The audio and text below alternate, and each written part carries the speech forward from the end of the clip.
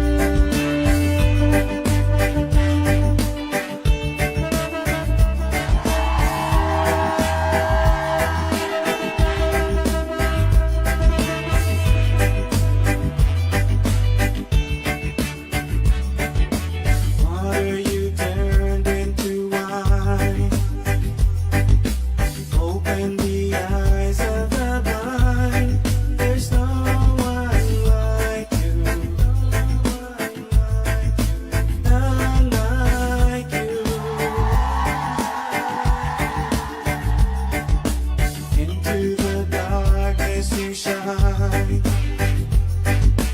Out of the ashes we rise. There's no one like you. None like you. Our God is greater. Our God is stronger. God, you are higher than any other. Our God is healer. Awesome in power. Our God. Our God.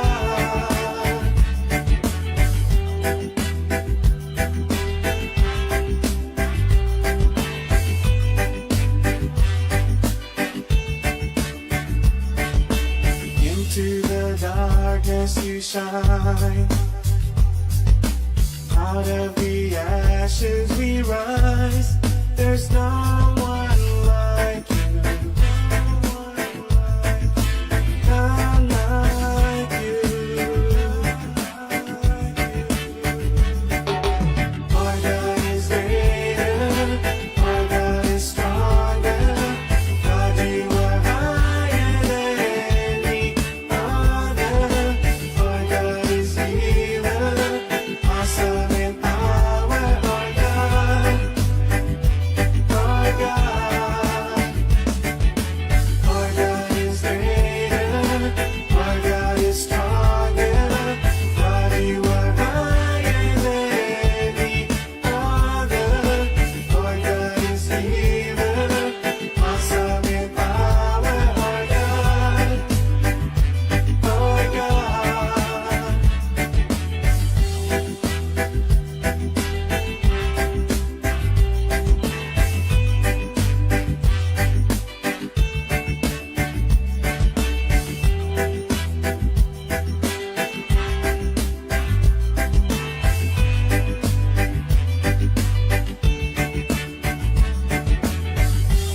The Ground Report with Mikey K, Andy Williams, and Lennox Smith. And if our God is with us, then what can stand against? And if our God is for us, then who could ever stop us?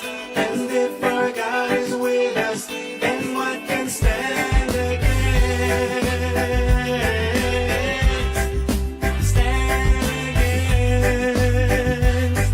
Bang, bang, bang. Ground Report with Mikey K, Andy Williams, and Lennox Smith.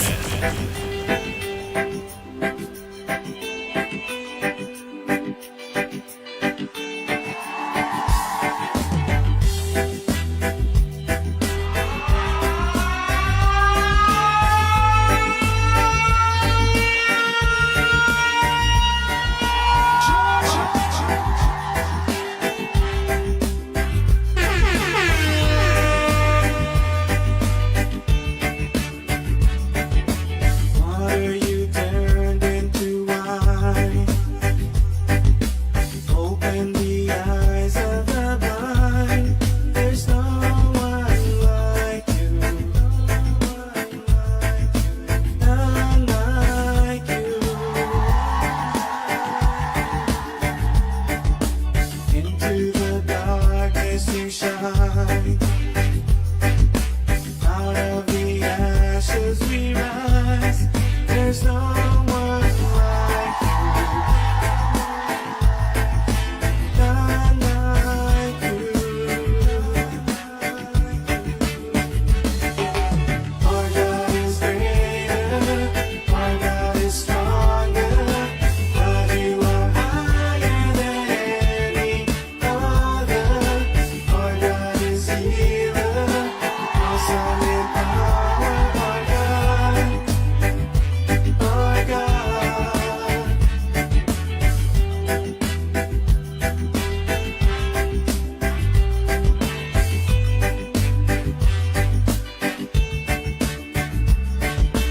Into the darkness you shine. Out of the ashes we rise. There's no one like you. None like you. Our God is great.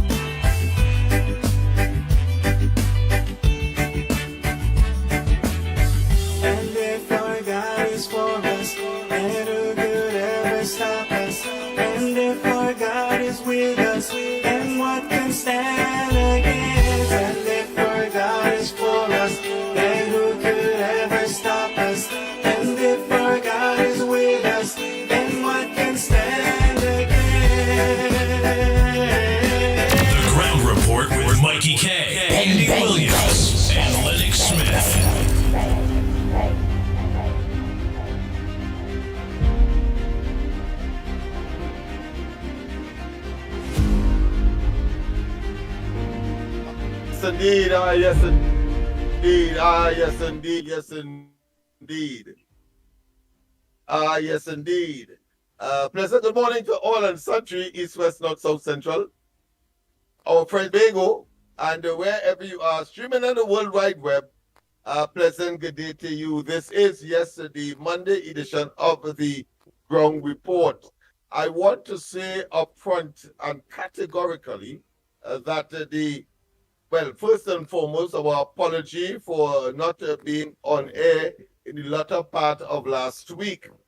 But as I would have said on various social media platforms, that was due to circumstances beyond our individual and collective, beyond these controls. And as a consequence, we weren't able to be on. But certainly I want to also further indicate, as I said on that occasion, that there was some developments that would have taken place, and we weren't able, of course, to generate the kind of improvisation that we normally would in order to ensure that the program does not suffer as a consequence of those events. Well, just as Murphy's Law, things happen beyond our control. But of course, it is also said that necessity is the mother of invention. And this morning is no exception. Andy will not be with us this morning. I was waiting for his confirmation as to whether or not to share the information relating to himself. Well, he was, or he is, feeling a bit under the weather, and as a consequence, he has been mandated, he has been instructed to take a rest. And as I've always said, that a human being is not like a motor car, and even that, of course, goes bad sometimes and need a rest or some kind of reviving. And so Andy is only human, and therefore one expects that in the fullness of time, he will recuperate in a way that he can do justice to the program on a daily basis as he normally would do. I want to say on behalf of the rest of us, and I'm sure that when you have the opportunity to call, you will, of course, express your own, let's say, wishes or best wishes for a speedy recovery and a return. So I want to tell Andy as well, yes, we here in the sub-studio, so to speak, Mikey, myself, of course, and family, wishes him, of course, a speedy recovery. I'm hoping that the week will not finish before we hear him or see him again on the program. But he have been given his instructions, and one has to respect that because the greater good really is that he can be up to par, to be at his optimum, to deliver to you so many of you who, of course, have phoned me insistently last week asking about the program, asking about Andy. And I want to tell you, at this point in time, he was recovering from some rest that he has to get, and he has undertaken some tests and all of that to make sure that his health is where it ought to be for a program that is as dynamic, as hectic, and as versatile as the Ground Report has always been. So that being as it may, I want to tell you one time that the line is open, but only for today, and maybe the rest of the week in terms of WhatsApp calls only. In terms of your voicemails and so on, we will have the normal format. It's just that I will not be engaged, of course, in the very elaborate and meticulous acknowledgements that Andy is so well known for. So I will simply say welcome in Trinidad, of course, East, West, North, South, Central, our friends in Tobago, and wherever you are, streaming on the World Wide Web, a pleasant good day to you. Yes, this is the Ground Report. The WhatsApp number to call to leave a WhatsApp message not the usual one, not the one that you see it flashing across the street, the screen, but this one, 326 326 4450. 236 4450. Take a note, write it down, commit it to memory. But that is the WhatsApp number to call if you wish to leave a WhatsApp message, voice note, so to speak, in order to have it aired during the course of the day.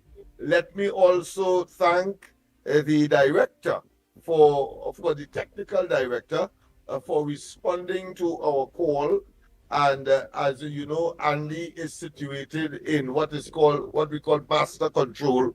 And without master control, none of us, neither Mikey nor myself, will be able to share our views or be with you or you be with us on a daily basis on the ground report.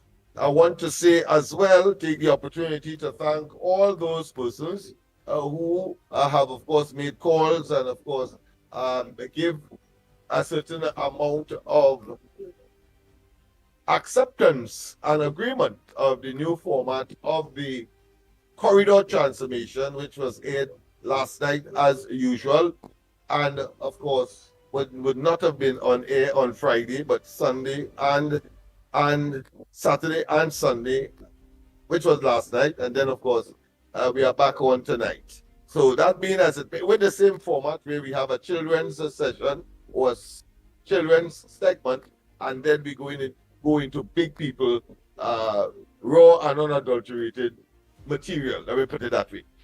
So once again, the WhatsApp number to call on this day, 326 4450, 326 4450, 326 4450 is the WhatsApp number. Leave a message there, and our technical director will, of course, share that at the appropriate time. I hope that I have an interaction with the director, because from time to time I may have to ask, is there a call? WhatsApp message or voice call on my phone.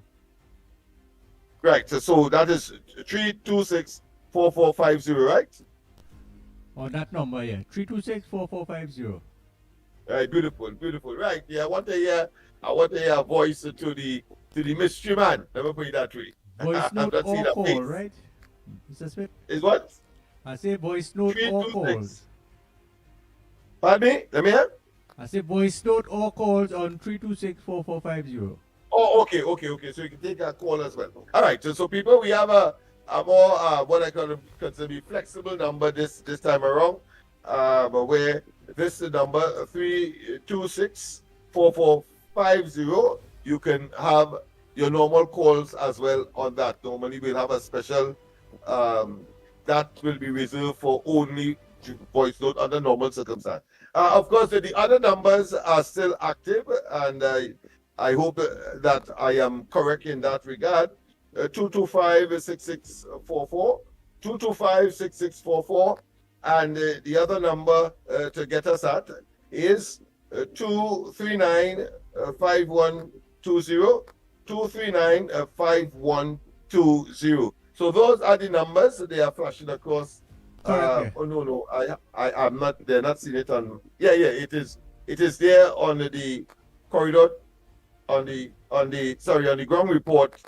But of course the one that is just below me in green, flashing across my screen. Well, that is where to get me on the corridor. I think I better take it off to avoid confusion. So let me just do that so that we don't have the confusion of having to call my number and get me here in office, when in fact this is not the corridor transformation, it is the ground report. So let me just do that. Right, so I think that has been achieved.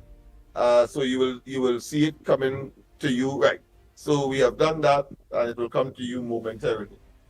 Let me just shift the little chair here. All right, that being as it may, let's get on to business. Welcome once again. It's a new week, of course.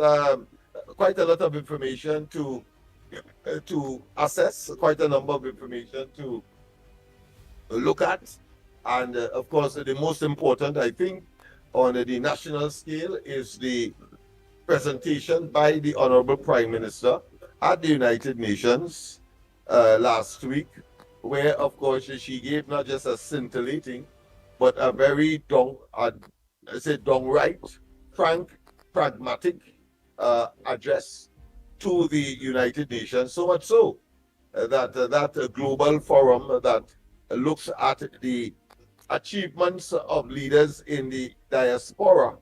There is an overwhelming consensus that Kamala Persad-Bissessar should be given that award in 2025, and that is in fact so. It has been recognized, and of course she beat back people like Mayor Motley and of course Ralph Gonzalez in St. Vincent. So Trinidad and Tobago is again making its presence felt on the world stage. I don't think Dr. Rowley got such an award. I may be wrong, but those persons who are in the know more than me, you can of course confirm or deny whether or not Dr. Rowley got a global award whilst he was, of course, that particular award, whilst he was in office between 2015 and, of course, the latter part of and just before the calling of the elections this year. Elections having been called on the 28th of April and was executed, where, of course, the PNM was handsomely defeated. And put another way, the UNC and its coalition partners, or coalition of interest, overwhelmed with 26 of the 39 seats in Trinidad. So that being as it may, let's just go straight to some other matters. But the other matters, of course, associated with that presentation, because we have to look at some of the aspects of the presentation that was made. What came out to me poignantly in my face, and I suppose you as well, is that she said in uncertain terms and consistent, even though, of course, Amy Brown, a former minister, who I consider to be disingenuous, and I don't want to say dishonest because I don't want to in any way interfere potentially with any tax regulation that may be the consequence of telling somebody that they are a downright cheater, downright liar. When, of course, he said that the statement made by Kamala Persad-Bissessar on the question of support for the Americans was inconsistent, and for him does not augur well for Caribbean or CARICOM unity. Well, of course, she said it on certain terms in her presentation, that if it is that you want to see the Caribbean as the notion of wanting to see the Caribbean as a zone of peace, that is elusive.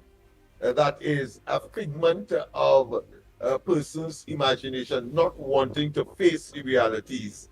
And of course, I was particularly pleased with the presentation of the Jamaican Prime Minister, who essentially spoke along the lines of our Prime Minister. But of course, you had Gonzalez, the Prime Minister of St. Vincent, and that of Barbados, Mayor Motley, speaking about the zone of peace idea, without, of course, making reference, even though in the past, and troubling as this situation is to their respective countries, are talking about crime and criminality, and the role that drugs and, of course, guns and ammunition play in the burgeoning or spiraling almost out of control, and the deployment of scarce resources to this particular social issue. I'm talking about crime and criminality, gang warfare, etc.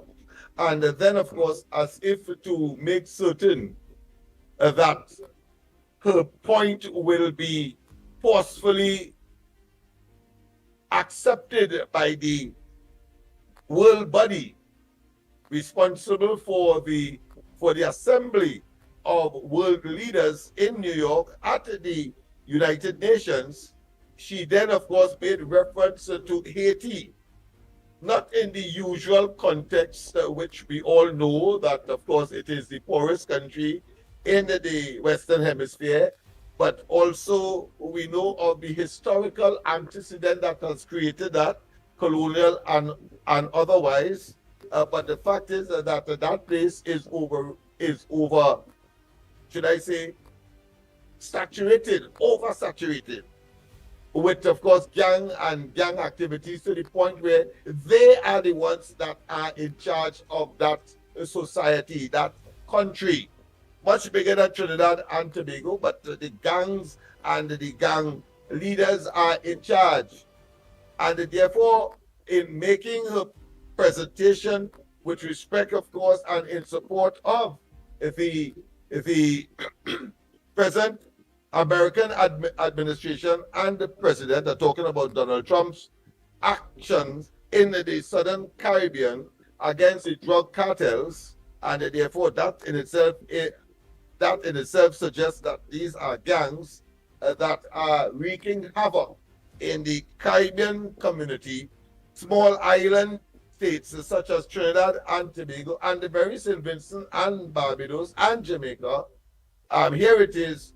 There are some leaders who would prefer to throw a blind eye to that for reason we can speculate, but in the realm of common sense and rationality and history. But we're not going to go there because they did not say it is that, except that they are of the illusionary disposition that the area, that the region must be a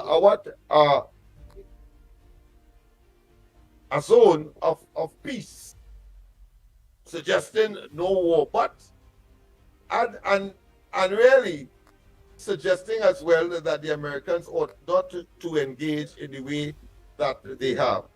While at the same time, ironically, just as Trinidad and Tobago, they too are benefiting from the lack of operation, lack of activities of the drug cartels that emanates from South America in particular. People could say what they want, that of course the Americans ought not to do what they are doing, because most of the drugs come from the Pacific side and not of the Caribbean Atlantic side, and therefore there is another agenda that the Americans are pursuing. That is not our business. And I want to tell the Prime Minister that in spite of the MSJ's statement of what I consider to be the usual obscurantist nature, where they will oppose to anything once, of course, Kamala Persad-Bissessar says it, or the UNC or the coalition of interest, they haven't, of course, worked themselves out of any runnings of the country called Trinidad and Tobago. I want to say be dismissive. In fact, I want to say that my party has already drafted a letter in response to the statements made by the MSJ. Of course, whilst they were attacking and they are opposed to the position of the Prime Minister, and therefore the country of Trinidad and Tobago, for which she won an handsome elections and have been given a mandate. They suddenly want, without being elected, to make statements that are contradictory and contrary to the statements that would have been made by the titular and the existential Prime Minister of Trinidad and Tobago, Mrs. Kamala Persad-Bissessar. Let us dismiss these, what I consider to be offensive and obscurantist elements that really and truly doesn't have Trinidad and Tobago. Why am I saying that? I am saying that simply because, and the line is open, people. We will take your calls. The director will tell me if you are ready. I'm not going to belabor any particular point because God knows we too miss you over the ending of the last week, and of course this is the first opportunity we have to interact after, for some, the loss of their cup of coffee, some people say, on mornings, temporarily, of course. But I want to say that Kamala Prasad Bissessa has acted in Trinidad and Tobago's interests. That's the point I am making. So that when the Americans come down south, whether they should go into the Pacific Ocean is irrelevant to us and our interests, because it means, therefore, you do not have to employ our marine assets, the Coast Guard, our law enforcement agencies, and so on. Less money has to be put into that, because they have been engaged in an activity that we are vicariously benefiting from, meaning that we cannot secure our borders. We have not been able to do so 100%. Neither, of course, as complained by these prime ministers and these governments, whether it's St. Vincent, St. Lucia, Dominica, Barbados, Jamaica, they have not been able to do so. But the actions of the Americans will certainly vicariously or indirectly benefit us, and therefore that is what is called a symbiotic relationship or a symbiotic event, meaning that it exists for our mutual benefit. So that there is less drugs remaining or passing through Trinidad and Tobago's waters, and there will be less, of course, guns and ammunition staying in Trinidad and Tobago, so that it will now become difficult for those who are engaged in criminal conduct, whether they are gangs or otherwise, to engage in their nefarious, harmful impact on the society called Trinidad and Tobago. And indeed, I want to say, if they refuse to say it and acknowledge it, that the benefits will also be derived from that action to the Vincentian people, the St. Lucian people, the Barbadian people, and the Jamaican people, and every single English-speaking Caribbean country that is either part or partially part of CARICOM. So let us not waste time. That's saving us a lot of monies that we do not have. And I'm sure I would see part of that benefit being reflected in the budget to come. Some say that the government will, I understand that the announcement will be made today, but some speculated it will be around the 6th because of the legal constraints or time frame in which a budget must be presented in Trinidad and Tobago.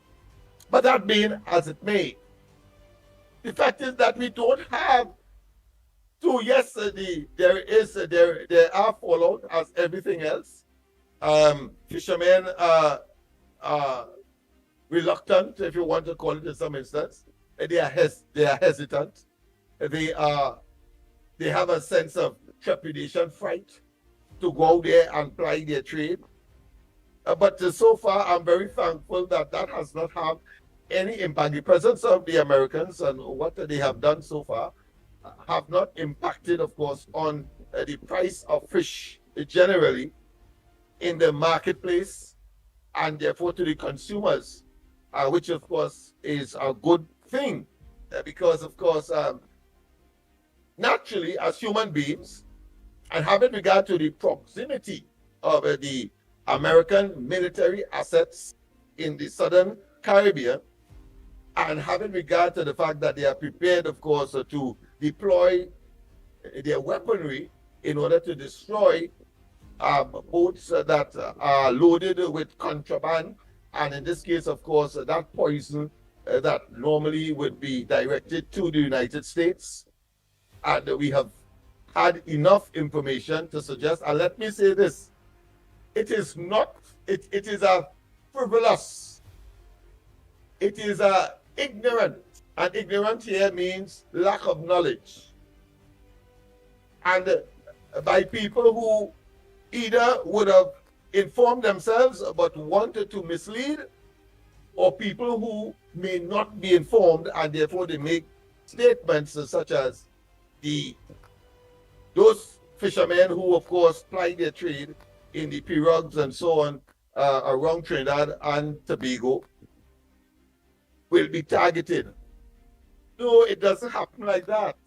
The American Navy and the Army is probably one of the best in the world. They have all the technology, second to none in the world. And therefore, I would advise those who are, including of course the fishermen, the fisherfolk, to do not be perturbed, because the technology that is being deployed, if you have nothing to hide, if you have no contraband of the type that is on your vessel that the Americans are in search of and want to eliminate from this region, emanating from the cartels or elsewhere in South America, you have nothing to fear. You see, because they have listening devices that will, of course, listen to the conversations. They have listening devices that would make certain that whatever language they are speaking on whatever vessel that is carrying that particular poison or set of poison, whether it's cocaine, whether it's marijuana, whether it's amphetamines, etc., they will know, because they have the technology. So they have not targeted these vessels by accident. I'm sure that whilst that was happening, especially in the first instance, that there were many other vessels there, but their technology was able to zero in. And those of you who are familiar, as I have made myself to study what are the elements, the ingredients that will cause a particular boat to be blown up by the United States. It's very complicated. There's several levels of security, what I consider to be standards that you have to go through in order for a decision to be made to engage in that way. So it is not by accident. There is a surveillance flying objects, let me put it that way. You have your drones. You have information by way of satellites. You have information beaming back to the United States in wherever the headquarters is located, to make certain they could see in the night as well as in the day. They could see as good in the night as they could see in the day. So if you're fishing in the night genuinely, or you're fishing in the day, they are going to know if you have narcotics or contraband of the type that they believe they have a duty and responsibility to protect their citizens from back in the United States. They will deploy, and therefore it will be an eclectic, selective utilizing or deploying all of that technology.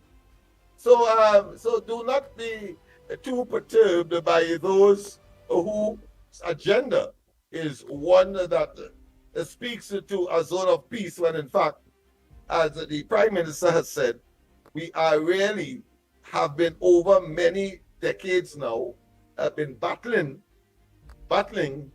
with a war that killed our people in various dimensions and manifestations, whether it's the drugs itself, whether it's the byproduct, meaning that the guns that we do not produce here and ammunition that we do not produce here remaining here, getting in the hands of what I consider to be unscrupulous and nefarious elements who do not want to, of course, conform to the rules and the rule of law, and engage, whether it be in the form of home invasions, or whether in the form of robberies, whether in the form of kidnappings, etc. And we have had, God knows, too much of that not to be appreciative of the efforts of the United States in these parts.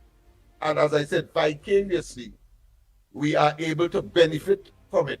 Otherwise, we would have to deploy the financial and marine and military and law enforcement assets with very scarce these days financial resources. And even if it was not scarce, if we are benefiting from such a deployment of the Americans,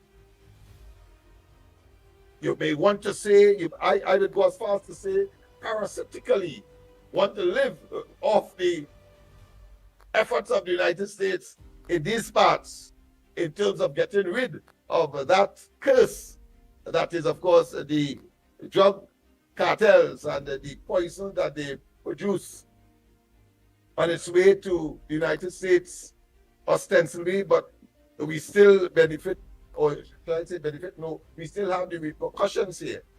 Then, of course, I say to Kamala Prasad Bisesa, that makes a lot of sense. That makes a lot of sense. I thought it was important, of course, to raise that issue because it is a topical issue. It will be one in the Caribbean, and there are different sides of the argument.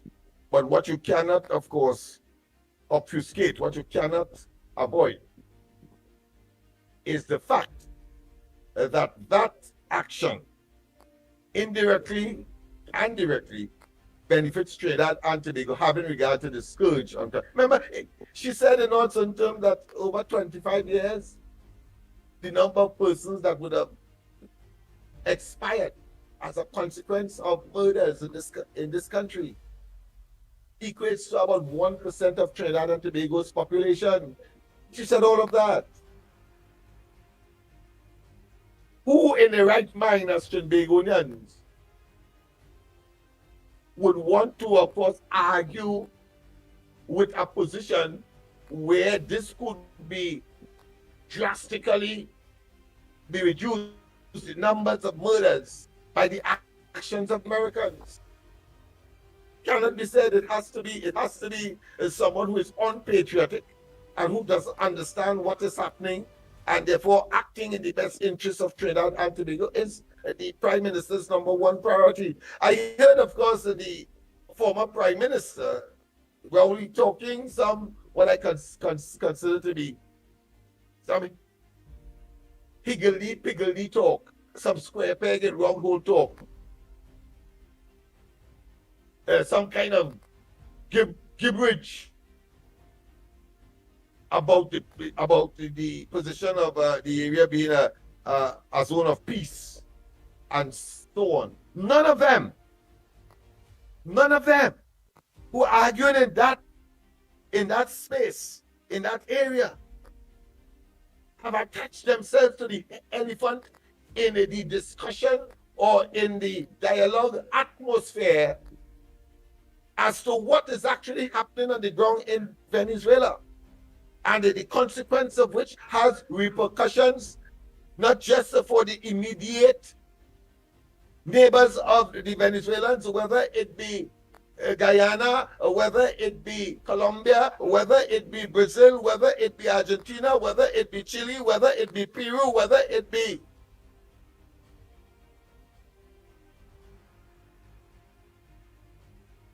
all of the other neighbors that form the South American continent. None of them have spoken of the concern with respect, of course, to the undermining and the non-delivery or the non-presence of the democratic process that the Maduro administration claim, but in practice engage, of course, in dictatorial and autocratic action as they seize, they commandeer the apparatus of state, something that Rowley tried between 2015 and the 28th of April this year. Seize the apparatus of government, and therefore, of course, engage in what is called autocratic rule. Yeah, that's what has happened. And more significantly, because of the ruining of the economy, there are those who said, well, look, it's America caused it. That is irrelevant to Trinidad and Tobago because we are suffering from the migration out of Venezuela of over 7 million people of the 27 million population of Venezuela. And it is irrelevant if one Venezuelan is here. One, but we know about is about 100,000. We see them too frequently not to be that naive to say it's about 40-something thousand as Rowley and they would have tried to insult us with. But the fact of the matter is that they are consuming limited resources that we have, utilizing our hospital, utilizing indirectly the huge food import bill that requires the use, deployment, acquisition of foreign exchange, $46 billion in import. When a tin of sardine that we do not produce here, or a tin of corned beef that we do not produce here, or even sugar, rice, or flour, we produce the flour, but we do not produce the raw material for it, the wheat. That comes from other countries. So therefore, when they are here, they consume that. If we have less than that, 100,000 here, it means therefore what we import with scarce foreign exchange will last a little longer in the 1 year. And I want to also say by extension, if circumstances would have improved in Venezuela, if they would get and realize their true potential as an economic giant in this part of the world, because they have the largest deposit, arguably more than that of Saudi Arabia, and therefore, even though, of course, it is considered to be heavy crude, but difficult, of course, to refine, but the fact of the matter is that they are. And if they are able to do that, maybe Trinbagonians will want to gravitate there and not the reverse, as is the case now, utilizing, of course, our very scarce and dwindling foreign exchange. Understand the repercussions. So those persons who are against the Prime Minister and saying that somehow she doesn't understand what she is doing, I say that is an exercise in futility, and it is wishful thinking on the part of those. And even worse, is an exercise in ignorance of the highest degree. Ignorance of the highest degree. If they really are genuine about their incongruent analysis, a total antithesis as to what the reality is and the impact of the Venezuelan society and the administration there on Trinidad and Tobago.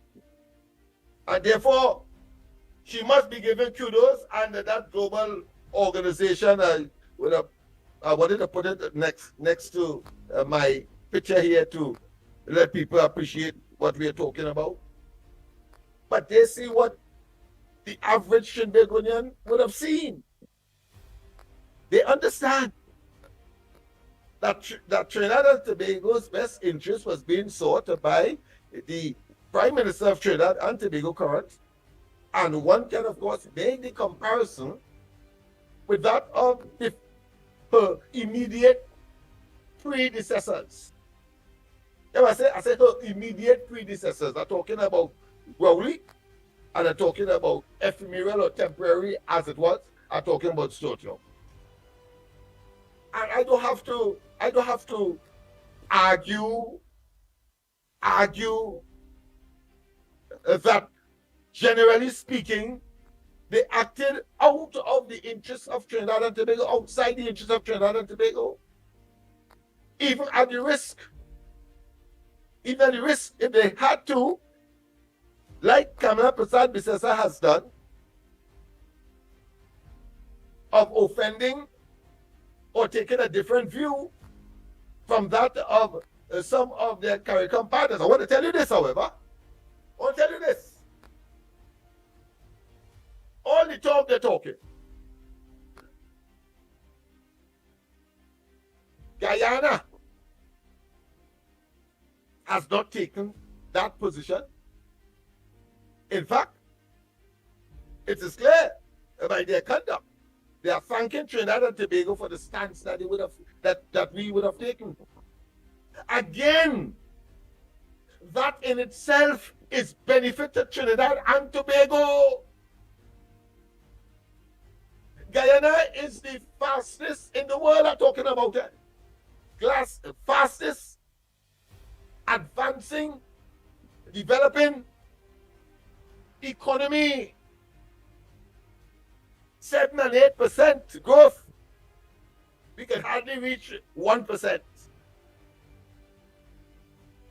And because of the asset that they possess, both in terms of what is in the ground, and of course the vast expanse of land, and because we are close to them as we are close to Venezuela, not of course comparatively speaking, not in similar distance, but certainly Guyana a little distance away, but nonetheless,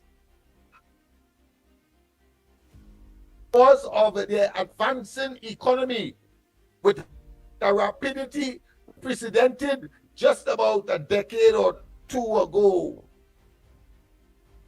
it is in Trinidad and Tobago's interest to see Guyana's interest as well. But Trinidad and Tobago seeking Guyana's interests is not by chance or accident. It is a construct created by the Maduro administration. Understand that?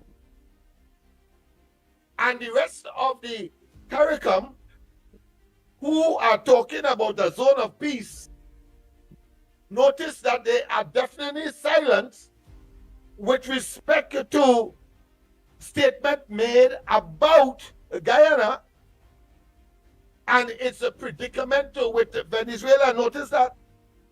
Notice nobody comment except to make the broad and more stupid, wild, and what I consider to be ocious or irrelevant statement that somehow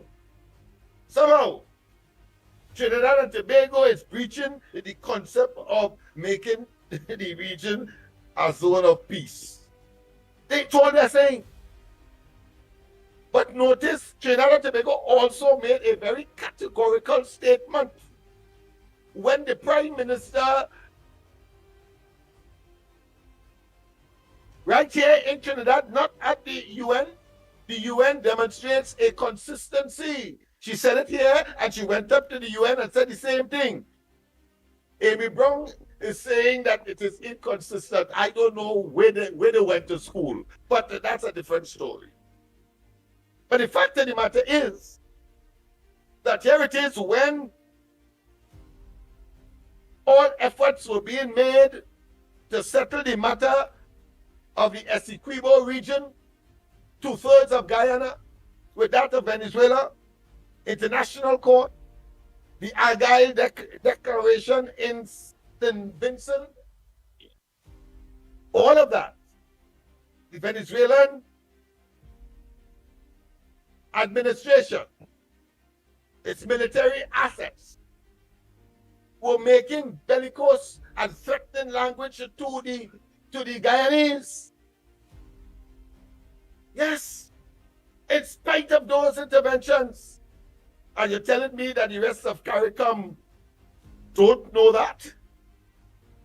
But no, they remain definitely silent on those matters. And what they have done? Try to somehow generate a square peg and round hole argument that Kamala Persad-Bissessar, when she said that if Venezuela goes into Guyana's territory, inclusive of the Essequibo, Trinidad and Tobago will allow, once they ask the United States to launch whatever repulsion that is required, whatever counter action that is required, so that the Venezuelans get the hell out of Guyana. That is what she said. But you notice nobody, whether it's Juan Gonzalez, whether it's the Barbadian Prime Minister and so on, whether it's our own former Prime Ministers, have broached that issue. And why they cannot broach that issue, frankly, and that is because of the flawed concept that the place must remain a zone of peace. That is amorphous. But more practically, they cannot, because they will be seen as, of course, supporting the belligerent against a member state of CARICOM, which is Guyana. Well done, Kamala Persad-Bissessar. You have to give the woman credit, man. Let us not waste time with people who are that dense, obtuse, and total ignorance as to the geopolitical and hemispheric imperatives.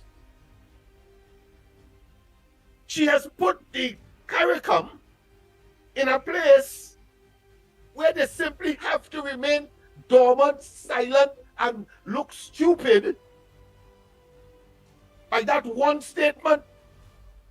What they gonna say? What they gonna say? That Venezuela did not make those bellicose projections across the border into that of Guyana. I say bellicose verbalization. I didn't say physical action. I didn't say that they put troops there. But should, in case they do materialize those verbal threats, that kind of belligerent language, Trinidad and Tobago will welcome, once they ask for it, the presence of the American assets in order to repel any incursion into fellow CARICOM state, Guyana. How they could respond? They can't respond. They can't respond. And I have a difficulty, of course, with our Caribbean journalists as well.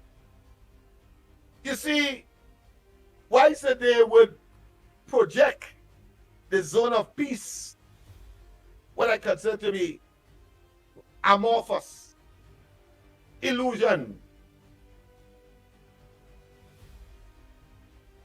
They have not been questioning these leaders on that issue with a high degree of specificity and zeroing in on what is their position based on the statement of defending Guyana and its territory, the Essequibo, made by our Prime Minister in that regard. And that is why she had to say that CARICOM is already fractured. Why do you think she's saying that? You and I, when we apply our God-given common sense, we know that's what she means.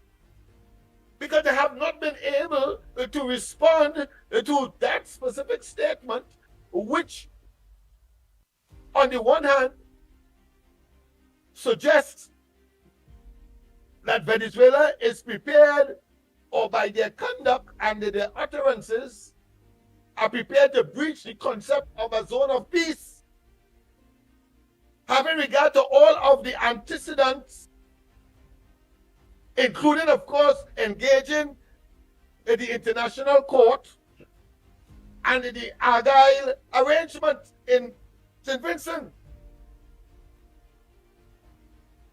Yeah, they can't. And I want people to understand,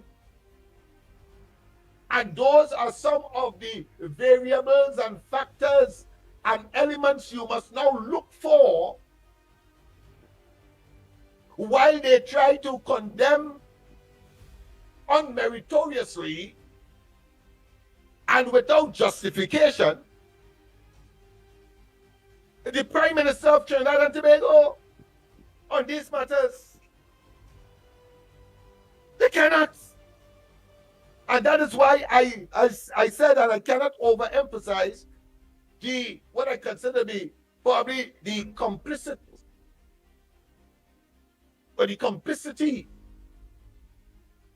of the regional journalistic fraternity in not interrogating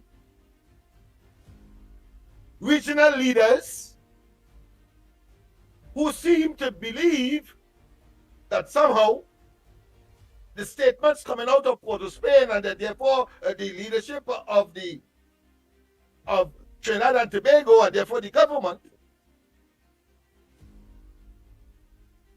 that it is fracturing a unity in itself is elusive and amorphous.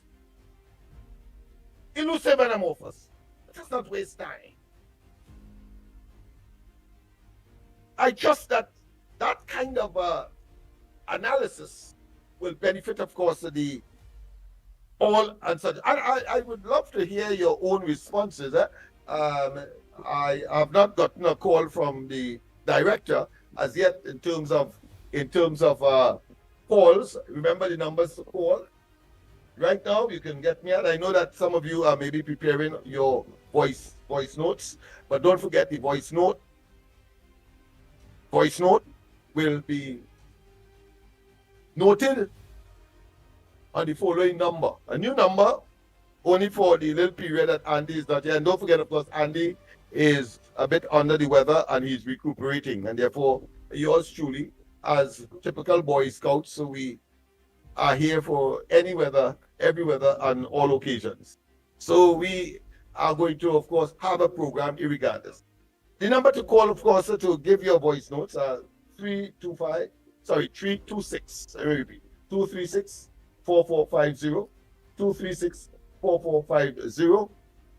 From what I have gleaned, that the technical director that is substituting today, that seems to be, he has access to that number.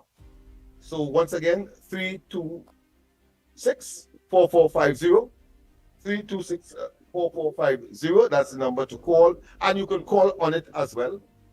He will inform me as to whether or not someone is on the line.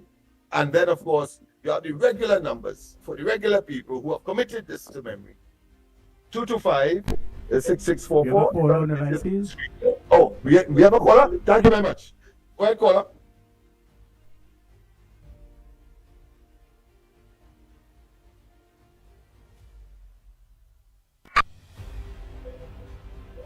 Good morning. Good morning. Lennox. Hello, Lennox, you hear me? Hello. Lennox. Hello, Lennox. Lennox. Hello. Lennox. Go ahead, caller. Go ahead. All right, Lennox, what I want to say. Delay in the studio. So All right, you guys, what I wanted to say, that is why Kamala mentioned those other CARICOM countries, they are not close as we are, so they can afford to talk so. You understand, Lennox? And what I believe is that somehow They're jealous Ghana because Ghana is prospering now. So they want the kind of the kind of glad what taking place. That's to me, that's how I feel. But Kamala said they are not as close as we are, so they are not in a position to make to make a decision as she did. Thank you.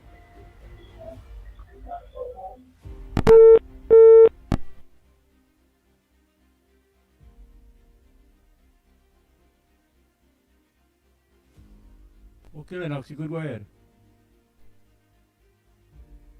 Hello, Lennox, you could go ahead. Yes, you would forgive me.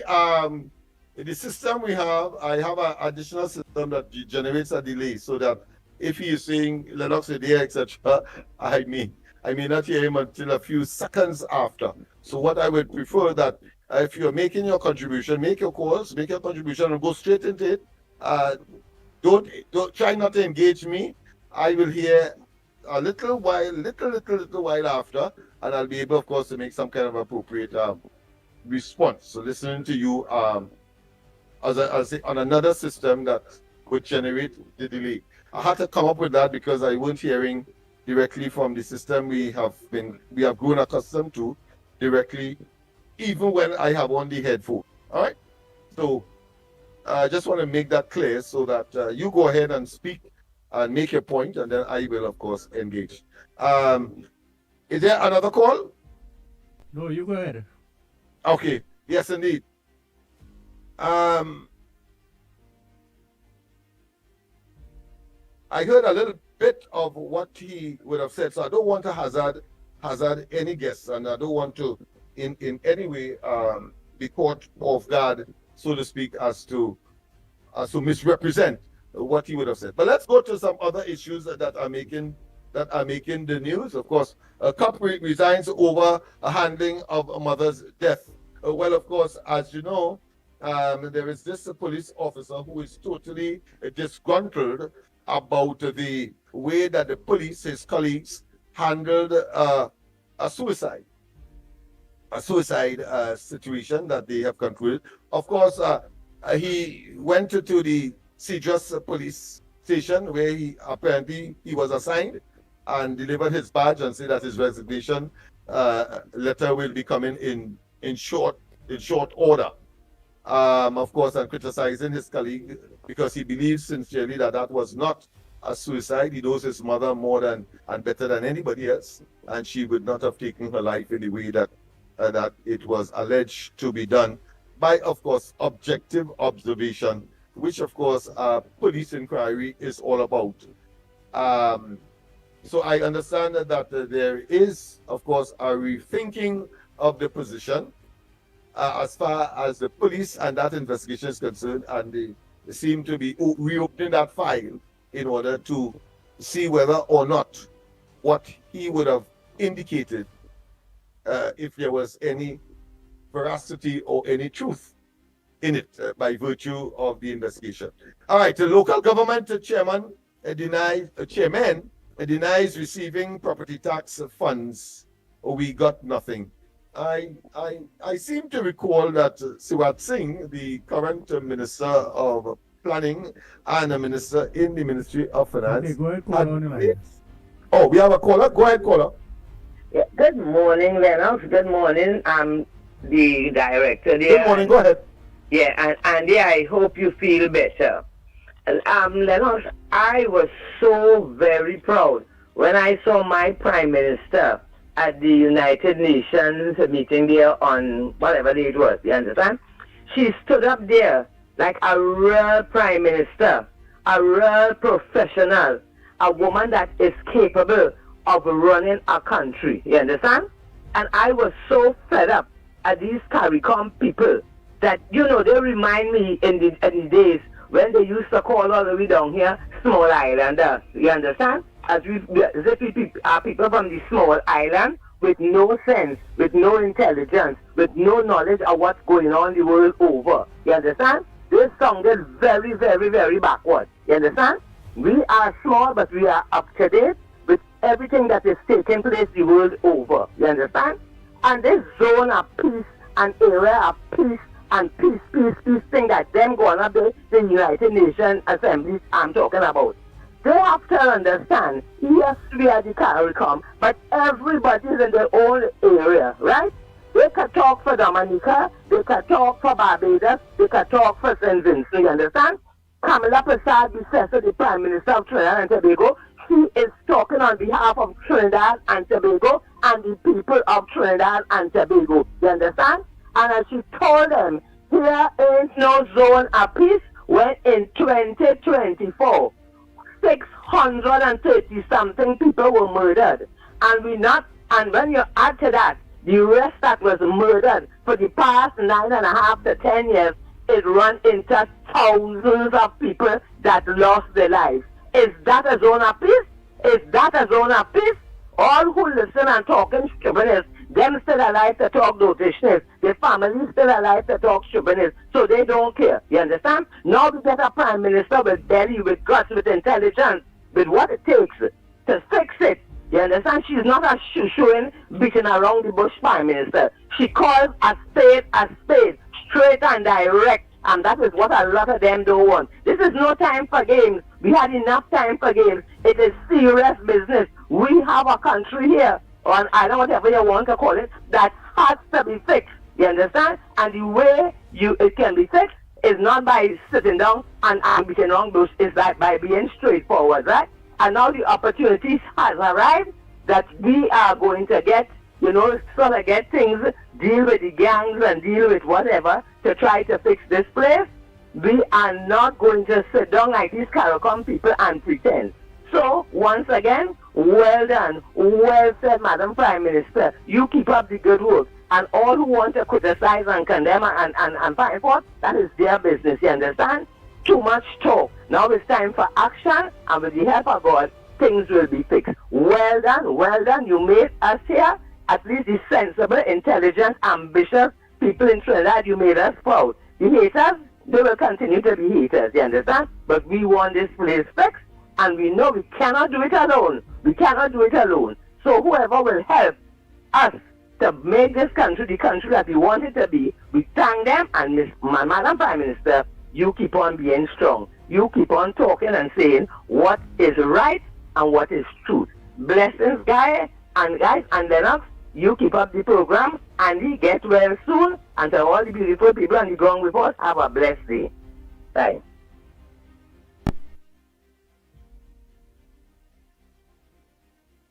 Yeah, you could go ahead, Lennox. Yes, indeed. Well, I heard all of what the caller would have said. What happened? The camera gone. All right. Well, I'll talk in the meeting. No, I'm all right. Yes, indeed. But of course, the caller is correct. And of course, she echoed what I generally said earlier, and it shows that the level of intelligence of the callers, and I've been saying that, especially when I remain silent for lengthy periods of the program. I probably because of the teaching background that I come from, you listen and listen and listen, and at the end of the day, you are able to make decisions if, of course, that is one of the objectives. But the fact of the matter is that there are people who are very, very familiar and have been read. They have read, they have analyzed, and they understand the complexities and the intricacies of local as well as regional, hemispheric, and more importantly, of course, the different or diverse positions of members of CARICOM. And therefore, she was correct. You're quite right, caller, Miss Woodbrook in particular in this case, that, of course, she called a spade a spade. And people wouldn't like that. They prefer to be live in a state of illusion, and of course maybe lie to themselves. I like to call it manic depressive psychosis, where of course people are simply spontaneously attracted to that which does not exist. Yes, manic depressive psychosis. That's what it has to be. And of course, there's a massive case in the case, of course, of our leaders in the Caribbean. But I want to say that I understand as well their position, because of course they have benefited, those smaller islands in particular, to Caribbean, to Petro Caribbean, where of course they got at a very concessionary prices and sometimes free of charge, considering their debt situation. They were given, of course, started with, of course, Hugo Chavez, the predecessor, the immediate predecessor to the current president there. So we understand that. But it cannot be that you are going to betray your whole family. And the family here means your own country because of some nostalgic construct. Nostalgic, meaning that in the past, construct that will no longer exist, and you have to think in the interest of your people. I would have loved to see a CARICOM that stands firmly behind Guyana, because I think in doing so, they would, of course, like Trinidad and Tobago, secure a better relationship with Guyana, because Guyana is now, could be considered to be potentially, at least, the country that could provide maybe a parallel, if not exactly, Caribbean, Petro-Caribbean arrangements sometime in the future, because of the vast amount of oil that was discovered there. By the end of this year, they're expecting to be extracting upwards of 1 million barrels a day. That is tremendous. And no country in the Caribbean, especially where Guyana is a member of CARICOM. So they are closer to Guyana, and Guyana, vice versa, is closest to them than anybody else.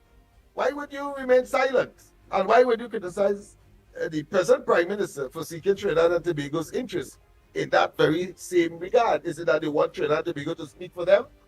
Why they handsy-pantsy with a dictator who has caused, of course, some 7 million of his people to leave there and created havoc not only for Trinidad, but the other Caribbean countries as well.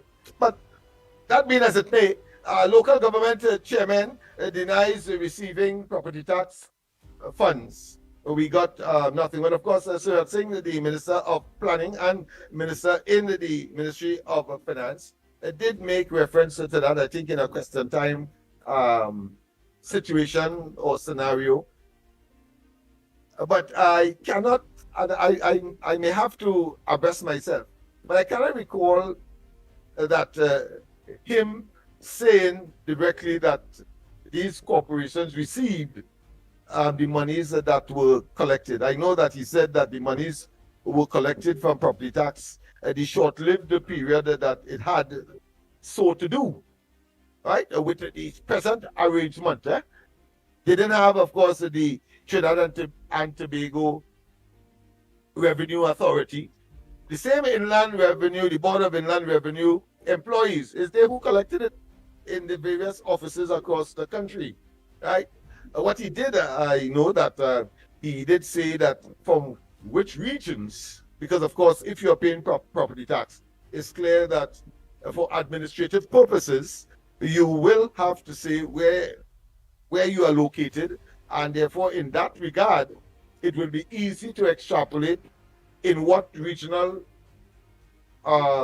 influence corporation, if you want to call it that, that would be that the tax would have come from. Who are the Burgesses? The Burgesses that would be in these areas. So that is easy. But to equate that, as I said, I have to refamiliarize myself with the statement that he would have made. But to suggest that he said that they got the actual taxes, I am in some doubt. And those of you who are more schooled than us, because we don't claim to be the repository and have a monopoly on all information and knowledge. So I want to make it clear, so that if you have information that he said that they got the money, the regional corporations where the money was collected from. They got the money. I would love to hear from you. Otherwise, I would have to, of course, read again to see whether or not the claims that are being made by the various chairmen, and indeed, and those claims are from where? Well, obviously, the usual suspect, the PNM Regional Corporation's chairman. All right? So therefore, when them speak anything PNM, of course, you have to take it not just with a pinch, not just a spoonful, but with a truckload of salt, because they always do something to try to, of course, gain some elusive political advantage. Of course, the lines are open. We continue, of course, to take your calls. The numbers to call, 225-6644, 225-6644, and the other one, the 239-5120, 239-5120. Remember, as well, we have a new number. Take note of it. A new number for those persons who have just joined us. No, Andy is not well, and I'm sure you wouldn't want an Andy that is not well to be on the program as he normally would give all of himself when he is, of course, before that mic, some say, and before that camera. And you don't want him to have a permanent stay off camera or off the mic. So please give him some time to recuperate. He will be back. And of course, in the meantime, we have a program, and you can, of course, call in as per usual to express your own concerns. And that's that number, as I said, to express your voicemails only. And of course, you can call on it as well. The director has indicated to me. 326-4450. 326-4450. Let me repeat that. 326-4450 to give your voice calls or your voicemails. Director, if you have voicemails and you want to share it with the audience, I have no difficulty at this point in time as I go through. Line here, please, John. Pardon me? Go ahead. Hello, good morning. I didn't hear you. Oh, go ahead, caller. Sorry about that. Go ahead. Yes, hello, good morning. Andy, Mickie, Lennox, and Tobago Central here. Pleasant, good morning. Andy, yes, you are being missed from the program. We pray for a speedy recovery for you. And Lennox, we had missed you guys tremendously. The whole of last week, I thought was some kind of chaos take place. I tell you all are like our breakfast in the morning. I feel like I couldn't function. I say, but what really going on here, boy? After all this drama and hard fight, no more wrong report. Nah, something had to be wrong. But nevertheless, I've been trying calling to find out what's happening. I didn't gotten through, but I said that by today, we should know something taking place. But thank God you all are back. And yes, everybody deserves a little time off, you know, because you all have gone from beginning to end and beyond. You understand? So Trinidad and Tobago have to understand that you all are only human beings just like us. But we must always say thank God for your three angels for always standing for the right thing in this country to help solve the issues after from the last wicked, cold-hearted, you know, corrupted administration. They are no longer there. They have been buried, rotten, and forgotten in this country. And going forward, we deal with goodness and good looking to restore back goodness. So we must say to our great political leader, our prime minister, our mother of the nation, thank you, ma'am, for reaching so far in dealing with the people business. So far, so good. And may God continue to bless you and all the ministers and them of doing this right justice to the people of this nation. Because when I'm telling you, Lennox Smith, people, I looking at the comments on social media, people said I have never known to themselves. Now I'm telling you about hardcore supporters of the past administration, which was PNM. And they understand fully what our Prime Minister is doing for this nation. What it is she's seeing about the people, her people in this country, her business in dealing with the people. And this is what we call good governance. This is what we call good leadership. This is what we call a prime minister of a nation. You hear what I'm saying, Trinidad and Tobago? This is all that we have ever wanted and dream of having a right leader in the right place to deal with the people business. Everybody will see what they need to get in due course. You understand what I'm saying? Trinidad and Tobago, everything will happen in a magic one. Everything takes time, and just hold a little, be a little patient, as they say. You understand? Good thing come to those who wait. You understand what I'm saying? And Lennox Smith concerned about this young man who had lost his mother in this traumatic way. It is very, very sad. And he did a right thing too. Because I'm telling you, something definitely has been wrong with the services in this country. This has nothing to do directly with the government. Right? This is have to do with the people and them in position in high places, like, you know, in these military places and whatnot. Because just after yesterday, Trinidad and Tobago, I'm looking on a social media, a video on social media, where a soldier person, I believe he said he's on some leave or some kind of thing, so he was speaking out about the amount of atrophy taking place inside the defense force. He said, try and not to, how I should say then, Lennox Smith. He said, for they not to try to disturb him, because the amount of things that he has to expose. And I tell you all, it's a lot of fight on concerning these type of position and these jobs and them. You understand what I'm saying? And apparently, like, the authorities who is senior more than them, like, they're not doing anything about it, because people who in there is speaking out about it. You understand? So we don't know what best our minister or our government could do by hearing these defense force workers and them, however you want to call them, soldiers or army or police, turnkey, whatever it is. You know, they are still human beings at the end of the day. Right? What I'm trying to say is that people just need to take time and listen to the cry out of these staff and them in these places and them, because at the end of the day, they're trying their utmost best as well too. But the ones who are above them, is their whole different chaoses. And it's really good to be hearing their cries out, because at the end of the day, they're the ones who stand in to defend Trinidad and Tobago. But we want them to do it in the right way. It have the ones who do the work, that's what I say, from the past time, and I'll say it again. Not the whole apple is be bad. Not the whole bunch. It is always have one to spoil the whole bunch.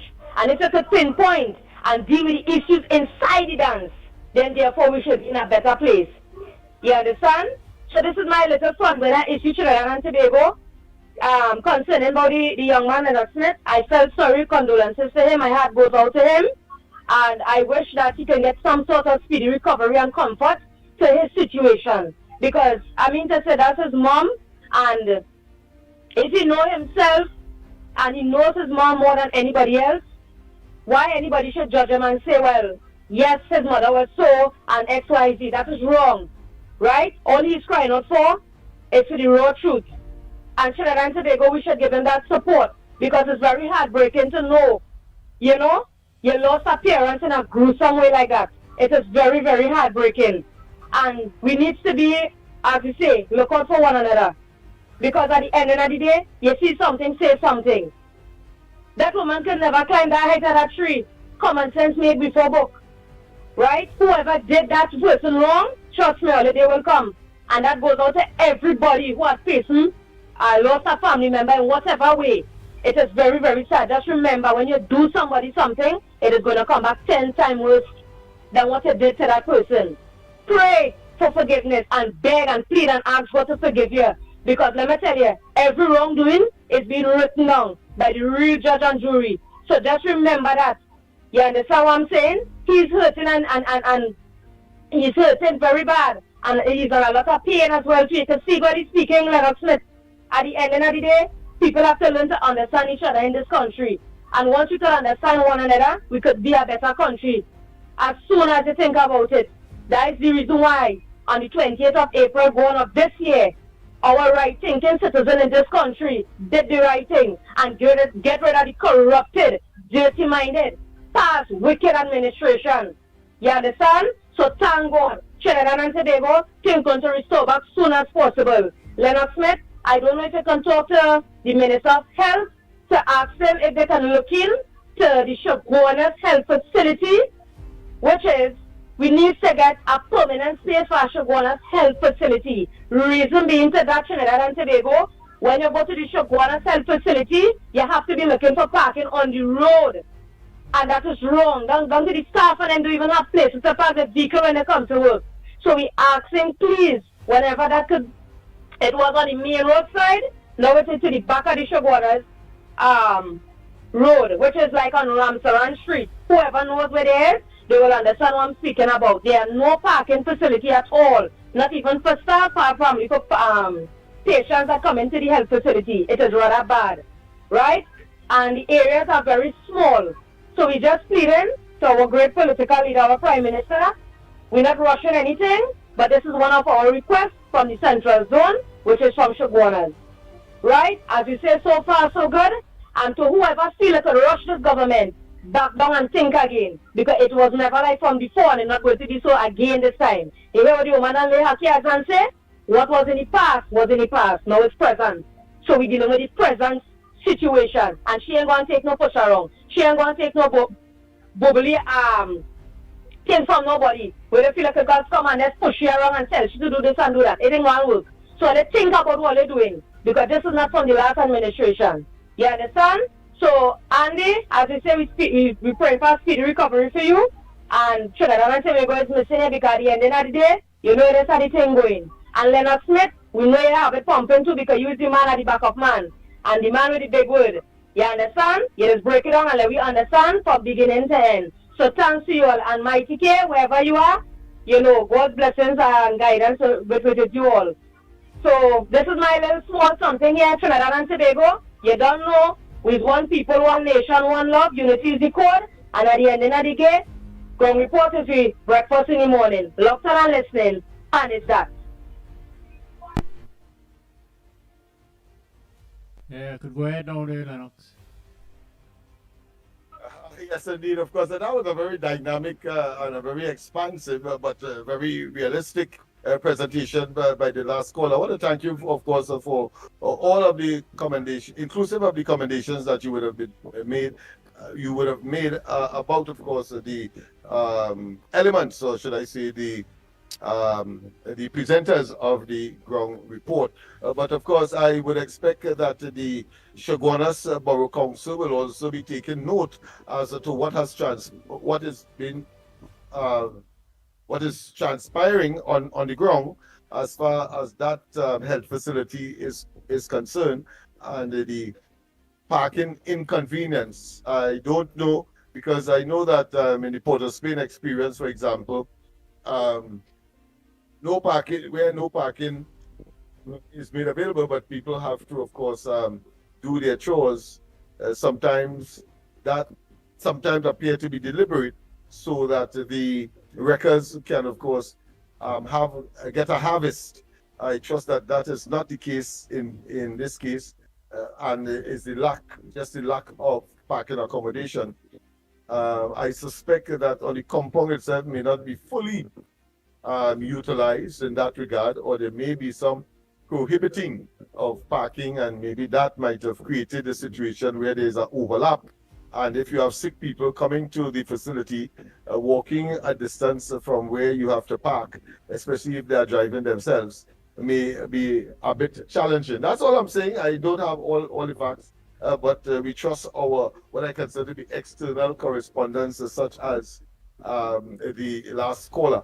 That being as it may, I want to say as well that at that forum where the Prime Minister presented her maiden address to the world at the United Nations in New York, I want to say too that one cannot help but observe the presence of the opposition leader there as well, Penelope Beckles.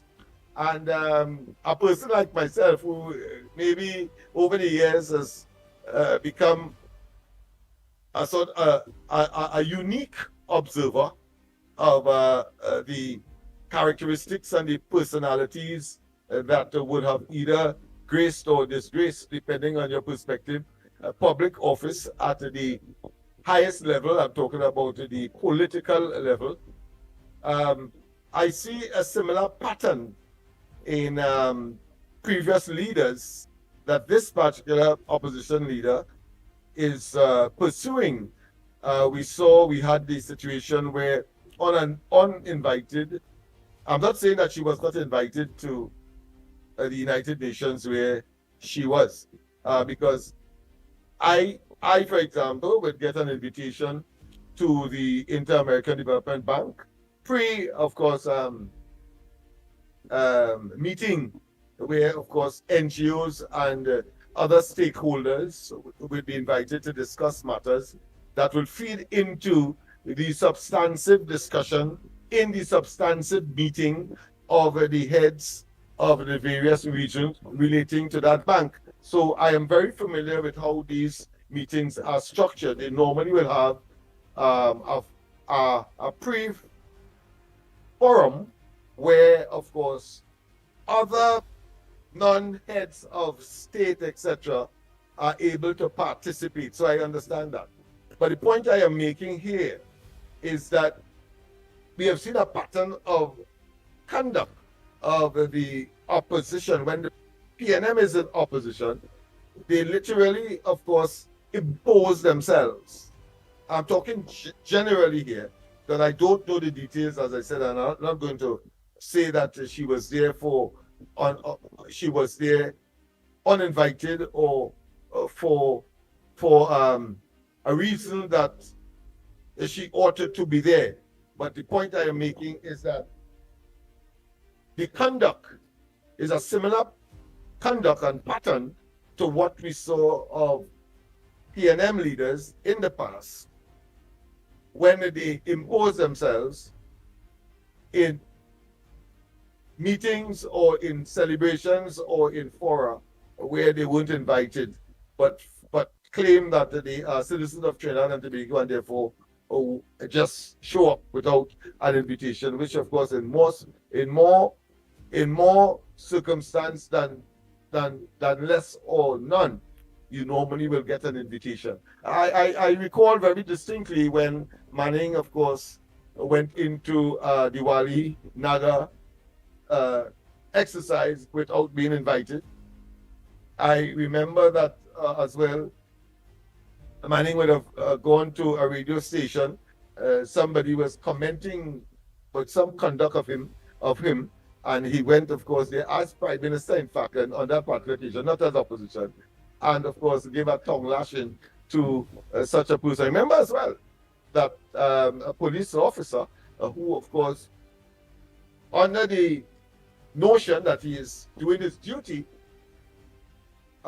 spoke to, I think, the entourage or the outriders of Manning's escort that would escort him to and from the diplomatic center. And that person, because they believed that they were doing their work, Manning made an intervention, and next thing I understand that the guy lost his work. I'm saying that there is a behavioral pattern. And of course, when we look at Innsbruck, for example, when he became the Minister of Finance, Rambaran, the former governor of the central bank, applied for a job, I think is with either the IMF or the IMF or the World Bank, one of those multinational institutions of a financial nature. And he wrote what some conclude to be a poison letter. Poison letter. It didn't matter whether or not Trinidad and Tobago would have had to go to the same institution to get some kind of financial assistance, one way or another, technical or financial. And that there is, of course, a Trinbagonian there at the highest level that could probably work the system. I don't want to say influence in any negative way, but work the system in order to get for Trinidad and Tobago what they, and easier than if there were no representative of Trinidad and Tobago at that forum or fora. That's the point I am making. But he wrote a poison letter only because the man politically been appointed by the previous then UNC Partnership Administration. He thought it was significant enough to throw rice in the man's, or to throw sand in the man's rice, to poison his chances.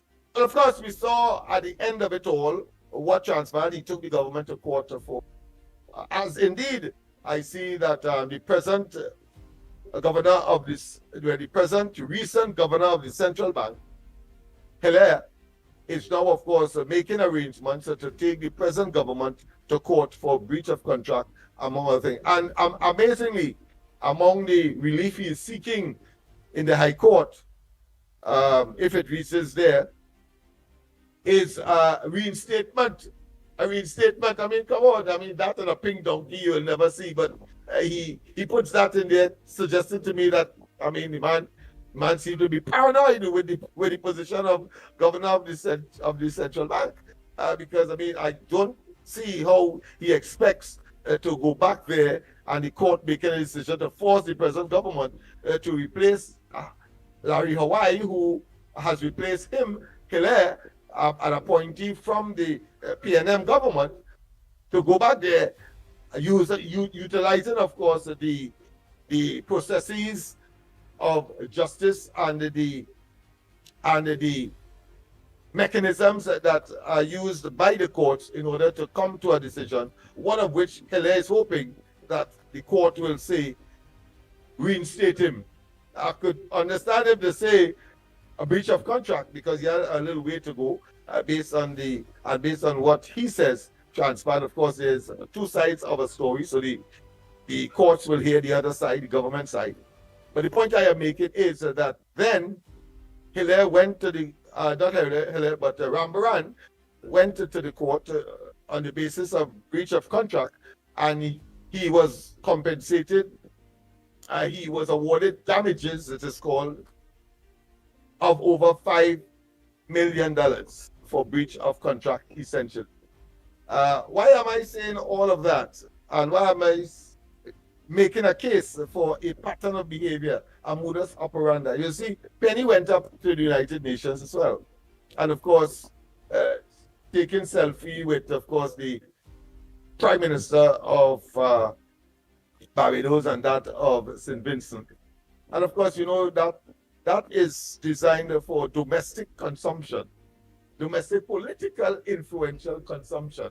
Let us not get away from that. These people do that not by accident. It's always to try to get into government. But the overall view, consensus, if not unanimous, but certainly consensus, is that these people believe that government is their place, and Trinidad and Tobago's government must always be the PNM. And that is why they are emboldened and why they conduct themselves in such a way. You saw them with respect to the sudden love for TPEP workers and URP workers and forestry workers. You saw it. No such affection was displayed when they were in government by these very players who are now claiming that they love those persons who would have been affected. I am certain, of course, should I say, not permanently, temporarily, but they can't wait. They're pouncing on every opportunity to build into the psyche of the average gullible Trinbagonian, and of course making a mockery of the idea that when the UNC wins, everybody wins. I hear it on almost a daily basis right around here. Right around here on George Street, Delson Street, etc. But by persons whose agenda it is to be a PNM focus, as well as would have been satisfied, brainwashed into believing that only the PNM can manage the affairs of Trinidad and Tobago. And the leadership, the 12+1 in opposition now, are giving that impression. So her presence in New York and the telegraphing back to Trinidad of taking selfie with, of course, prime ministers of the Caribbean. I think both of them, by their utterance and their conduct, really are at variance with the present Prime Minister of Trinidad and Tobago, Kamala Persad-Bissessar, and therefore it is not by accident, I say, that Penny would have taken those kinds of pictures to telegraph back to Trinidad to somehow sanitize, justify the incongruent or the anti-Trinidad and Tobago argument that suggests that the present administration is promoting a zone of war or potential war and not a zone of peace. And as I said, lacking all of the ingredients, lacking all of the cogs, lacking all of the variables, lacking all of the nuances. Let's take a call here, please, Lennox. The zone of peace. Good morning, my brother. This is your boy Carnage. Hey, go ahead, man. Sorry about that. Yes, go ahead. Lennox Smith, that scene with Penelope, Beckers there, Lennox, she went up there to everybody know what, right?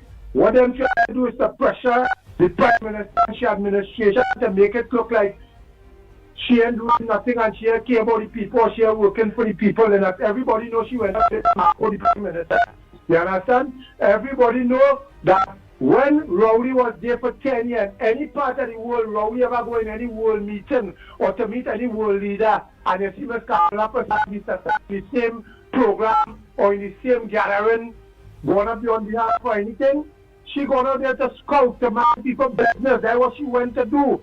But Lennox, I want to say congratulations to the Honorable Prime Minister for taking the stand that she take, and I still, and not me alone, the lot of right-thinking Trinidad and Tobagonians who understand what take place for the last 10 years will support the present administration and support the Prime Minister's view on what she is doing. I want to say something again, Brother Lennox. You see the policeman who lost his mother? I share sympathy with that. You know why? It appears what we see about the crime in the ghetto.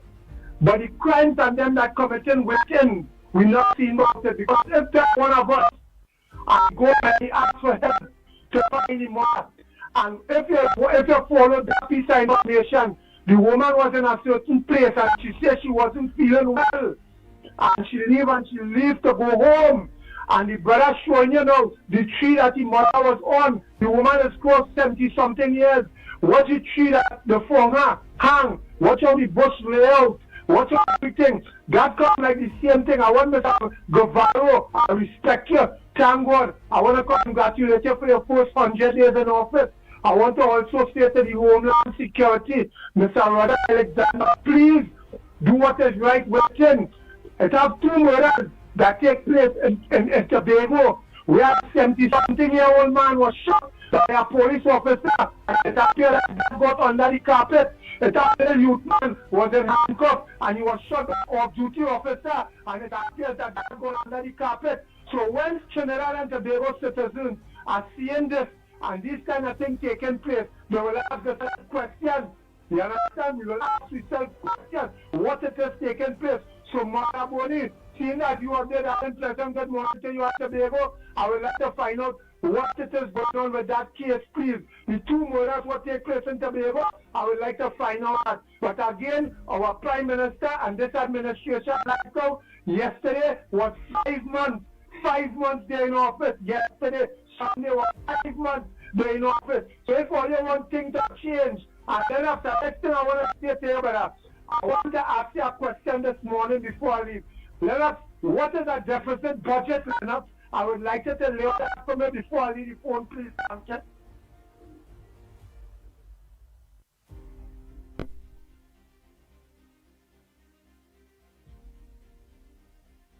Go ahead, Lennox. yesterday. But of course, as I said, I'm always amazed with the level of knowledge of the callers, and I'm one that will always listen attentively, and of course, where there are clear deficiencies, that's the only time I will come in, or I may come in as well where there is a need to add something to reinforce the statement that would have been made by the caller. So I want to tell the caller, yes, your commendation of the Prime Minister is well placed. I think the concern that you have with respect to what has transpired in Tobago, and of course, as a previous caller did, concern with respect to the tragedy and the trauma, really, that young police officer would have suffered consequential of the death. He believes it is there is foul play within, and of course you have identified some of the areas that he had outlined to suggest foul play, while of course officially his co-workers, he happened to be a police officer, happening to be a police officer as well, have concluded, which of course he believed merits at least further investigations along the, should I say, the lines that he would have suggested. I mean, that is how it goes. In the absence of physical evidence, well, the physical evidence in that case is that she in fact died and that she was found hanging, yes.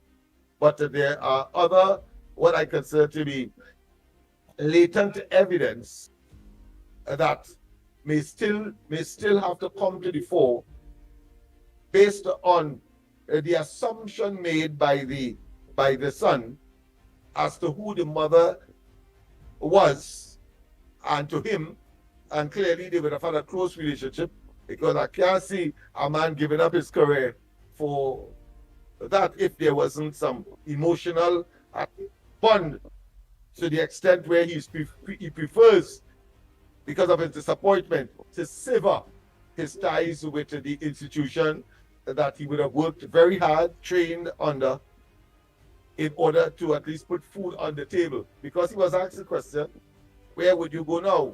And of course he says he leaves it up to God. I think that was a wonderful statement, because you really don't know where you will end up in this life. I never thought I would have been talking to you every morning or every night several years ago, but that's how it is. All right, so let's get back to well, of course, I think I've concluded my assessment as to the reasoning why Penny would have been in New York. And I know too that she would have taken advantage of her time spent as the ambassador, provided or courtesy Dr. Rowley when he was in office. And of course, we know that one of the reasons for Rowley sending her there was largely to, not that she may be the best person fit for the job, but because he didn't want any competition at the time and challenge to his leadership. And of course, history has shown, evolution has, of course, dictated that she, in spite of his efforts, she is now, of course, the political leader of the PNM. Whether that is good or bad, well, of course, time will tell. But what we know for sure is that her conduct and her presence in New York at the timing with the General Assembly of leaders at the United Nations, of course, no doubt, is designed to telegraph to Trinidad that somehow she probably was representing Trinidad and Tobago's views. I'm sure that there are those who would come up that view. But let me disabuse. Let me, of course, decondition. Let me tell you that that is a fallacy. Only Kamala Persad-Bissessar and her delegation would have represented Trinidad and Tobago officially there. Of course, as I said, I, from time to time, would be invited to certain fora of an international nature. But in terms of, and I'm from Trinidad, so she could be seen, Penny could be seen as someone from Trinidad, happened to be the opposition, having some speaking engagements and maybe participating in one or two discussions. But in terms of formal and in terms of representing the government of Trinidad and Tobago, only one person and one person alone. The Honorable Kamala Persad Bissessa, current Prime Minister of Trinidad and Tobago. Very important that we understand that. So it has nothing to do with Penny, whether she's there or not at her own expense. Well, that is irrelevant. Let's continue. So, as I was saying, the regional corporations have claimed that no money was given to them out of that. As I said, that is something, that aspect of it I will be looking at. MSJ criticizes the PM's speed. MSJ criticizes PM's speech at UN. Well, of course, MSJ and they really are truly looking for relevance, have nothing to do, and therefore his radical disposition on whether it's Cuba or whether, of course, is Venezuela, we know from time to time that leftist agenda that the leader of has always advocated, not to his benefit or his parties or his organization's benefit, because of course he took that position into government to the previous incarnation of the Kamala-led government, and he simply left. Those who were dependent on him, he simply left them in limbo, left them in the doldrums, and gone. So you have people who are naturally self-destructive. Well, I believe David Abdullah is one of those. Robbery suspects slips police.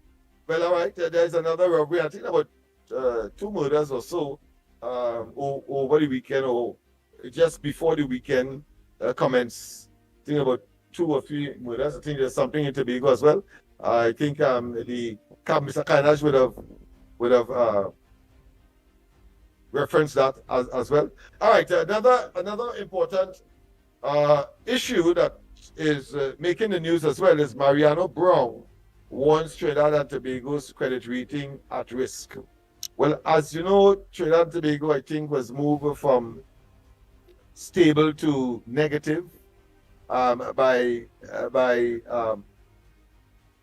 that rating agency, RNP, I believe it is.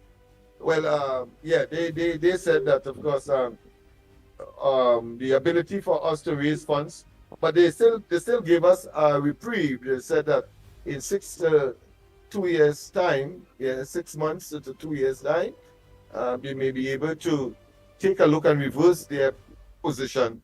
But it is, we have to be real, it is worse than what was, as I say, from stable to negative.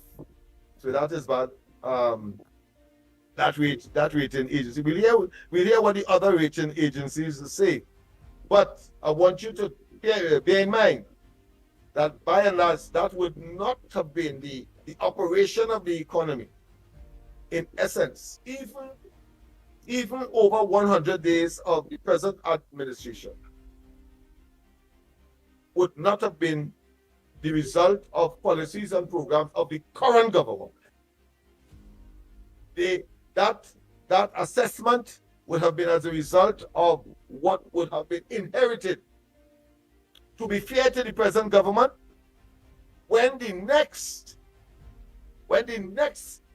review comes around, S&P, when the next review comes around, then we can make an assessment and the attributing to policies and programs that would, of course, either encourage, initiate, or cause growth and advancement, as opposed to further deterioration of our economic circumstance. and therefore our ability to borrow, our ability to utilize the Heritage and Conservation Fund or the size of our reserve. In other words, those macroeconomic variables on which such an assessment is usually made can, in essence, be ascribed over the next 12 months, and I'm talking 12 months after the passage of the first budget of the present Kamala Prasad Bisesa-led UNC coalition of interest government. That's the point I am making. So the assessment the present assessment of stable to negative can be attributed to the last administration, because by and large, you would have only had just over 100 days of managing that. And then, of course, inside of that, you had a supplemental budget. And then inside of that, you also have the end of the budgetary year that you have to treat with. So therefore, the fresh slate, the new page, certainly will begin, or would have been turned, when the next budget, the first budget, that happens to be the first budget of the present government, next month, some say around the 6th of October, whether before or on that date, the fact is that from there, we can now monitor it through the impact of whatever policy emanating from the budget. But of course,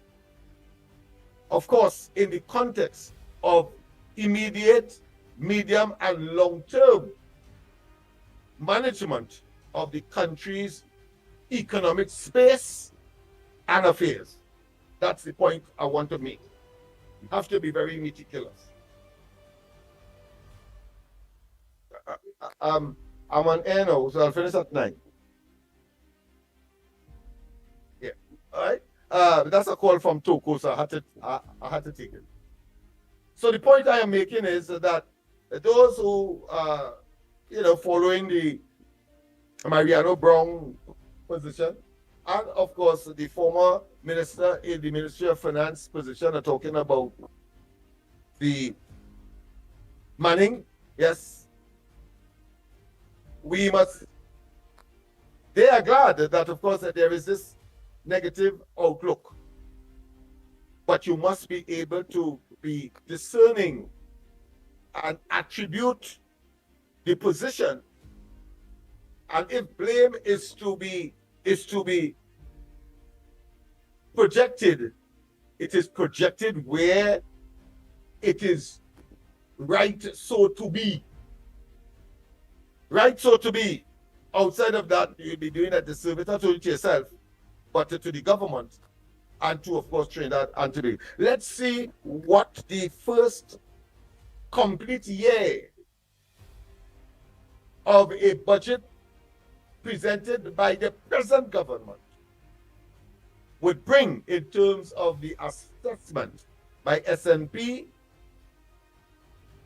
Moody, and other rating agencies about the performance and the prospects of the Trinidad and Tobago economy.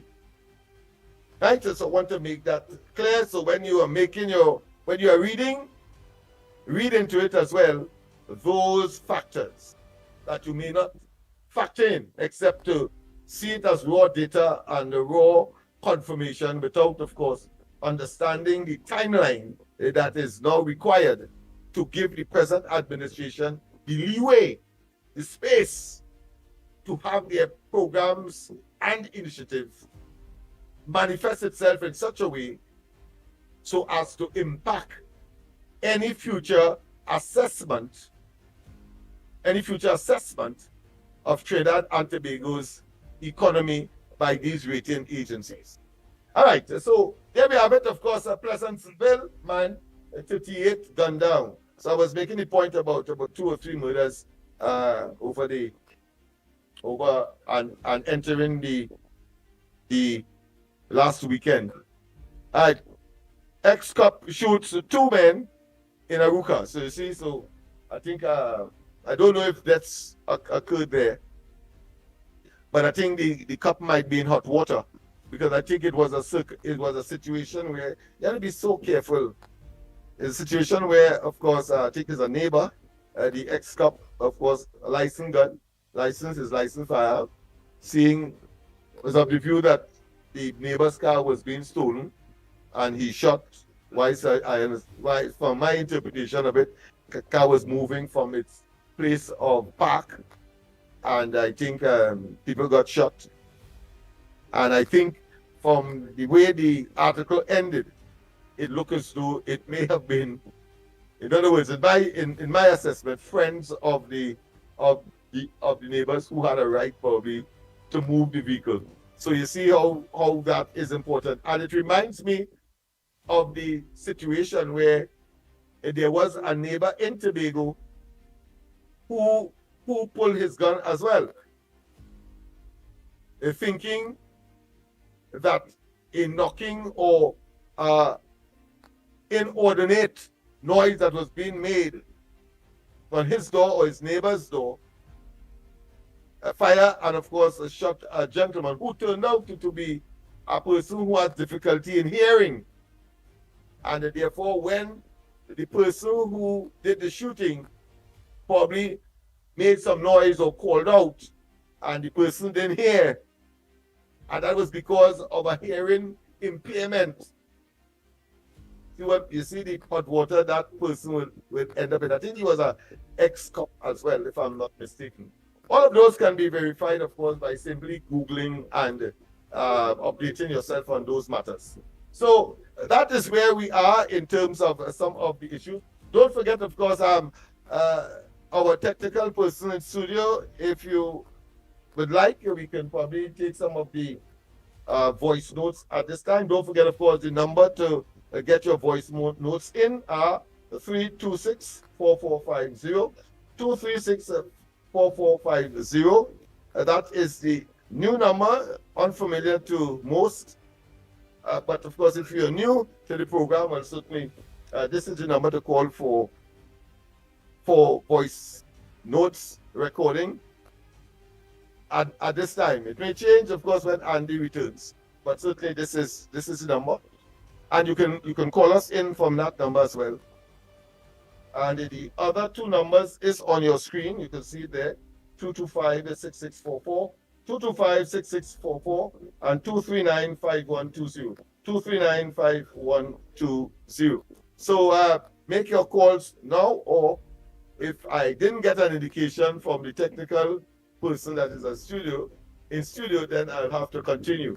Am I getting You go ahead. indication? We have no call. Go ahead. We have a caller? Go ahead, caller. Oh, we don't have any call. You go ahead and you make a contribution. Oh, go ahead. All right. Okay. So you're still having, all right, people have not called in terms of that innate or not another sufficient amount. Remember, of course, so we conclude at 9 o'clock. We have reverted to 9 o'clock.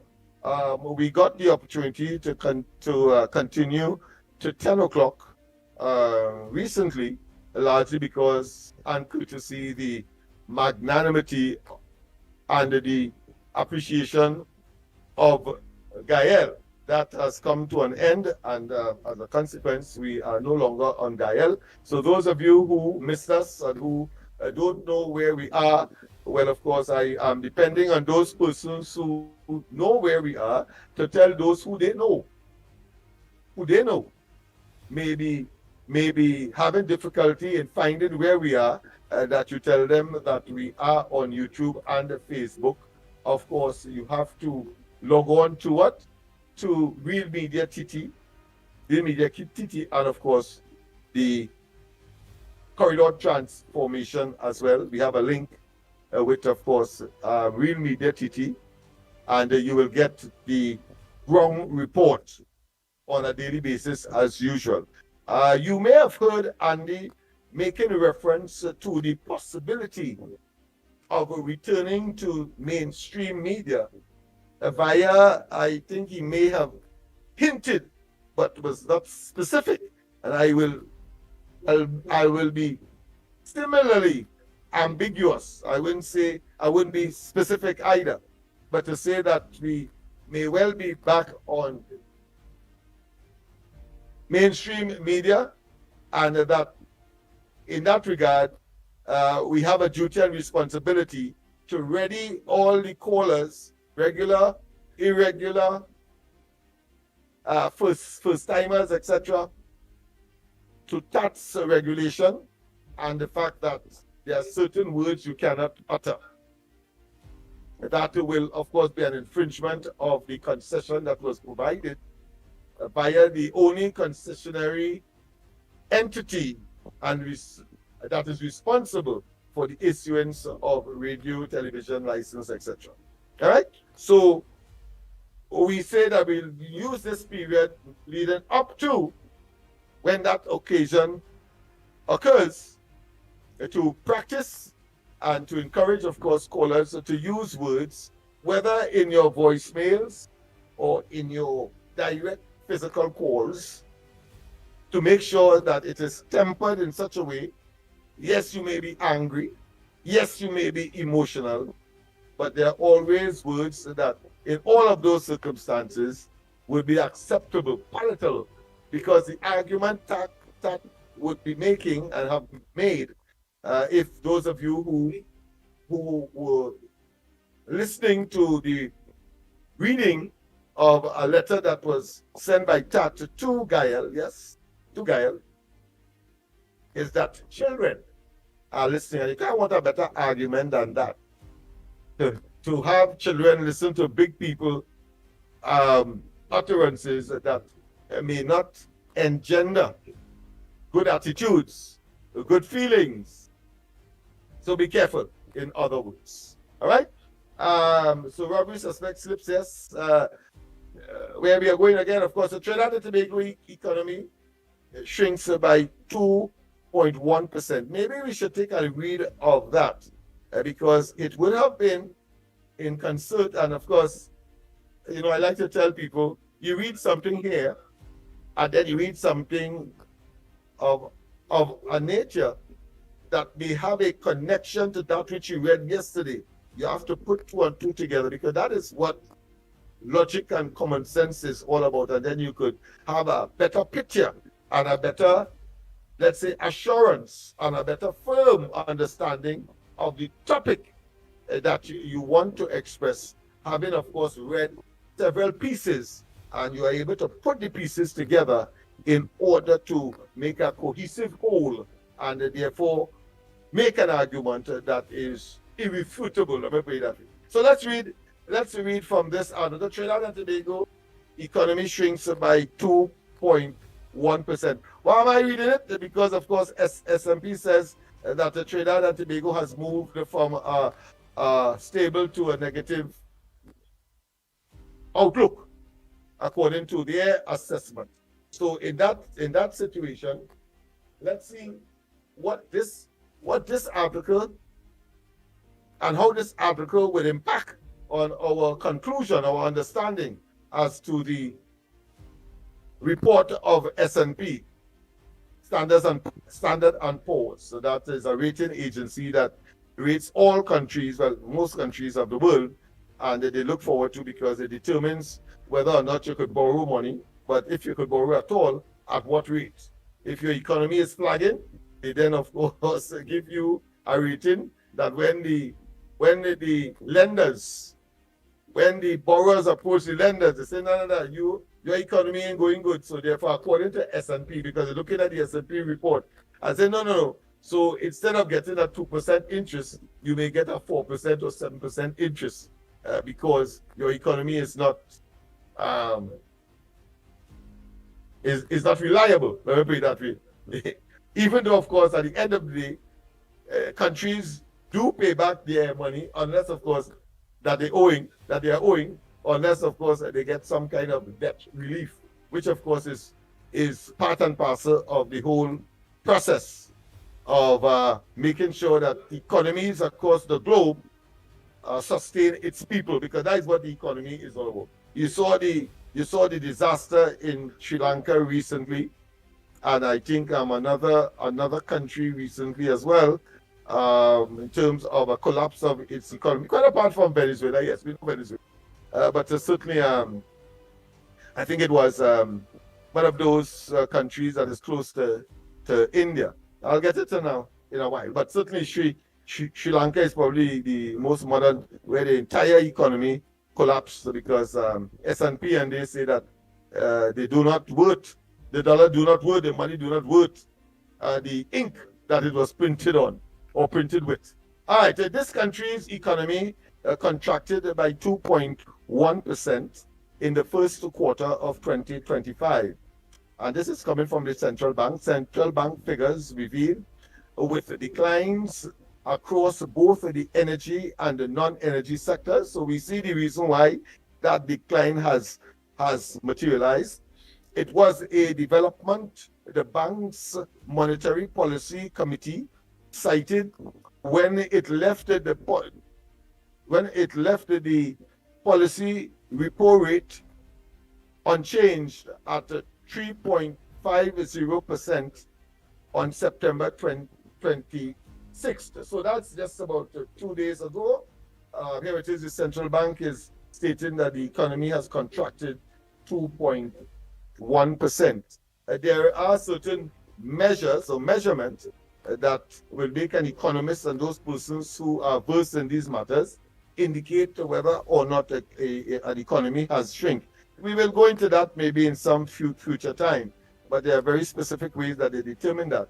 And of course, the repo rate is the rate at which, the percentage rate at which the central bank, lend money to the commercial banks. That the repo rate, it is called. All right. So the article continues. The central bank's economic data pack for September 2025 reported energy sector output fell 4.8%. Year on year, meaning that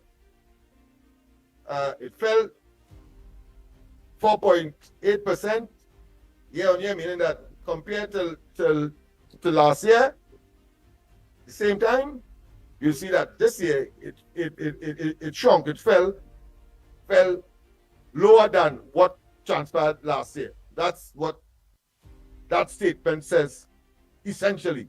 So 4.4% year on year in quarter one,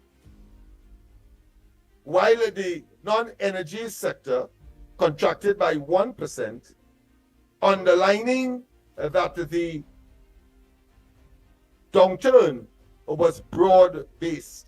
So they are making the justification for the 2.1 decline in the economy in the first quarter of 2025.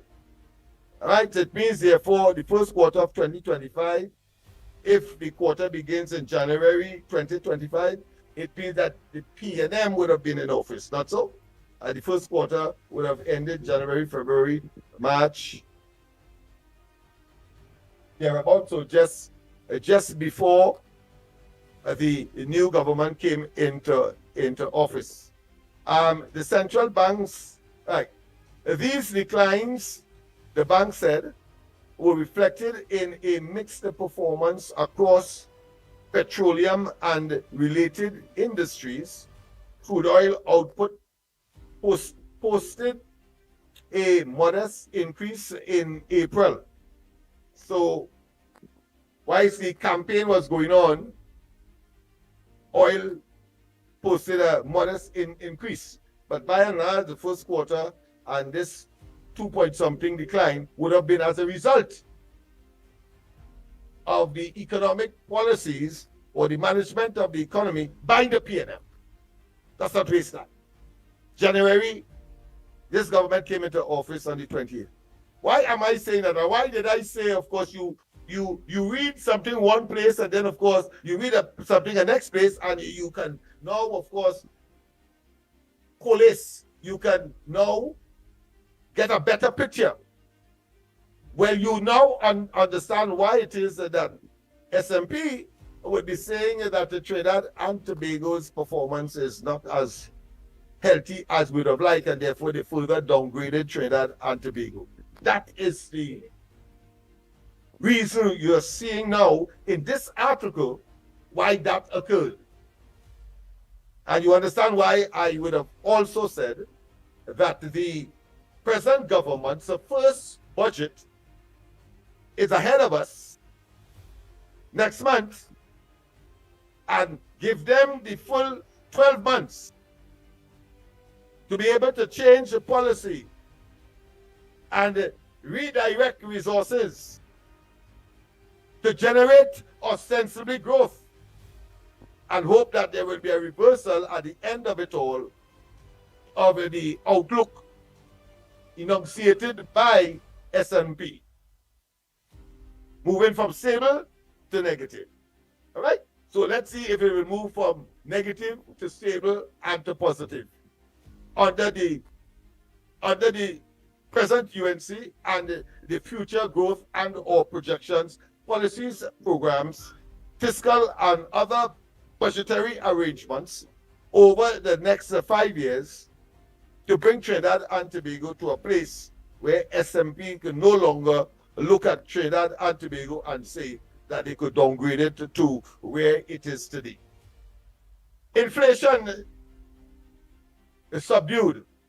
Inflation, of course, is a macroeconomic indicator to show the situation, mainly with prices. And of course, it has an implication for the cost of living, because inflation really is a situation where you pay more for less.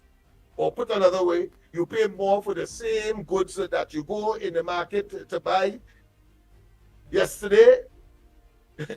And when you go today, more you pay for it. Well, that is called inflation. So that is the inflation we are talking about. Inflation. And of course, the data shows, the data pack showed headline inflation, meaning food inflation, at 1.4% year on year in August 2025. Unchanged from 3 months earlier, while a measure of core inflation, which of course is the general inflation, or put another way, except with the exception of food inflation, because food inflation by itself is considered to be a measurement and a separate, what I consider to be focus by economists and central banks and so on, that is called headline inflation. Headline inflation is equal to food inflation, cost of food. All right. Right, of course, the other, anything without food would be considered another kind of inflation, which of course is what I indicated earlier. So core inflation rose modestly to about 1%. So you're paying a little more still in that period that is under consideration. The bank noted that the food inflation eased as vegetable prices declined, even as wholesale and building material prices recorded modest increases. So again, you see the movement of prices that determines and is the basis for determining the inflationary rate and situation of a country.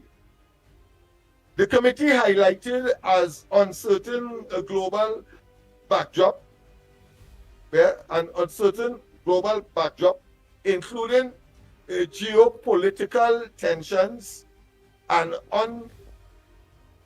uncertainty in trade policy, and said that recent movement in international yields following Federal Reserve shifts have fed through domestically. So America in influencing, of course, the impact on prices. Essentially, that is what they are saying. The Fed Reserve, they increase their the position on loans and so on, interest rates, they increase it or they decrease it depending on the situation to try to, of course, deal with inflation and at the same time the cost of a US dollar. The bank noted that the domestic 3-month Trinidad US Treasury spread narrowed in August from earlier in the year, a development that, together with government's financing operations, has affected liquidity. So I think we could pause here, because really and truly what this article is saying is that we are in a financial bind. Liquidity, meaning that the availability of money is not as fluid as we would like. And so, of course, that would have contributed to the slowdown in the economic performance of the country, and thus recording 2.1% a decline in the economy.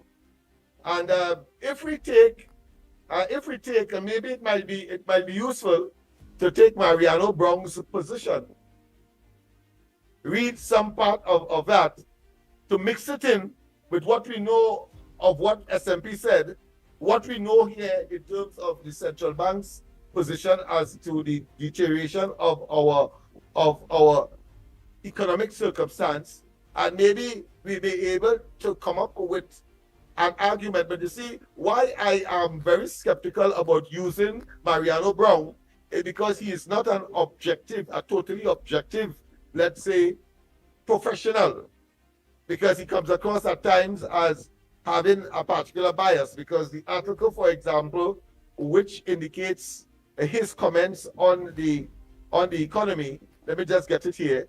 It says Mariano Brown warns Trinidad and Tobago's credit rating at risk.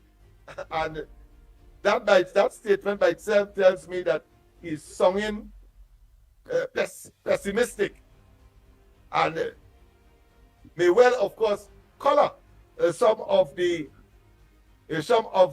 expectations or reinforce some of the negativity that certain elements with political agenda may want to see Trinidad find itself. That is why. But just for academic sake, just for information's sake, let's just read about 2 paragraphs of Mariano Brown's statement of credit rating and the risk, having regard to what SMP has said about Trinidad and Tobago's outlook. Mariano Brown, once again, of course, warns Trinidad and Tobago's credit rating at risk. And he says as follows: former minister in the Ministry of Finance, Mariano Brown, has expressed this concern about Standard & Poor's, S&P, assessment, to which hints at a possible downgrade of Trinidad and Tobago's credit rating if government does not take action within a particular time frame. So we said earlier that SMP said that 6 to 2 years, we will look at it again and see, because they recognize that it may not be the government's fault, and they're giving them some time, of course, to put their own policies in place, even though that may not be a sufficient time, but certainly at least you could have an indication as to where they are going. Of course, those who are pessimistic, like, of course, the former Minister of Finance, are talking about Manning, he would say that somehow, I don't know what is wrong with these people. Somehow, the Revenue Authority, because it was scrapped by the present government, somehow would have been the panacea. Trinidad and Tobago would not have found itself in that situation. And it's a good thing, people. We read that the evaluation was really an evaluation that would have been associated with Manning and themselves when they were in government, he and Imbert, and they. It's a good thing we read on this program, otherwise we are learning to believe that somehow over the last 100 days, SMP, 100 days, SMP decide to assess Trinidad and Tobago? No, that was in the making long time ago. Since last year. Right, so let us not waste time. So the thing we were very meticulous and cautious as to how we treat with these matters that are coming to us. Because the opposition will certainly try to allocate blame to the present government that has nothing to do with the economic policies and the downgrading that is the case now as to with reference to the report of Standard and Poor's. And here we have Mariano Brown making reference to it. But being a little more sober, I would think, than a person like Manning. But Manning has the audacity, the temerity, and the dunderheadedness, and of course the obtuseness to tell people that, listen, because the government did not want to engage the Revenue Authority, that SNP has given, of course, a stable to negative grade. No, that has to be attributed to the PNM. Has to be attributed to the PNM. When the present government makes its first budget, and of course, after a year or so and going down the road, let SMP then rightfully, the present government will have to accept the fact that if SMP and Moody's and others are saying that the economy is shrinking, then they know what they have to do. But at the same time, they will have to take responsibility. But no, many of them don't do that. Before they say that, of course, that would have been because of the policies and programs of the PNM past. And if SMP says that, it means that they have to pinch themselves. But no, he wouldn't say that. He says that because the Revenue Authority was scrapped. What the hell? The Revenue Authority wasn't even existing. It was not existing, people. You have to be angry to see how they will take you and try to make fools of you and to insult your individual and collective intelligence. That's what they do. Revenue Authority was not existing when they were in office. And then, of course, they will make reference as well to the property tax and say that here it is that the present government has foregone based on an election promise. And that election promise was since when? That was since 2010, you know. So there's a consistency in terms of property tax.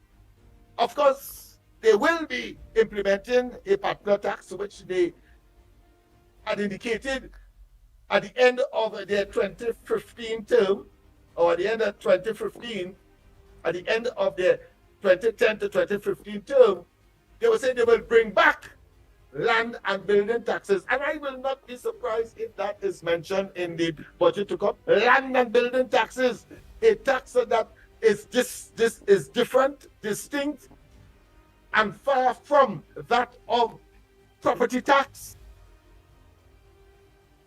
And what is even more dishonest of the PNM and its minions and its advocates is this: that the very PNM in 2015, coming into office under Rowley for the first time, said that they would have ignored property tax, that it was a dastard tax, that it was an impediment, that it was derogatory.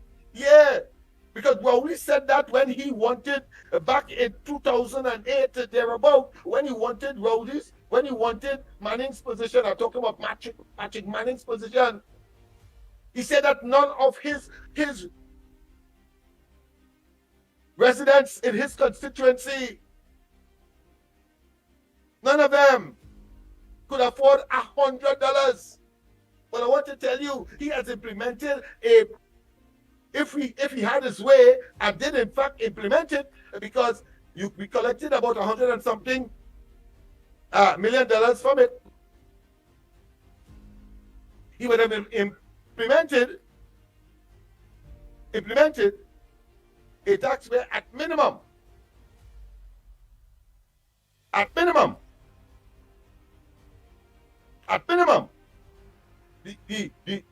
the person that is subjected and have property as assessed would have to pay $500 at minimum.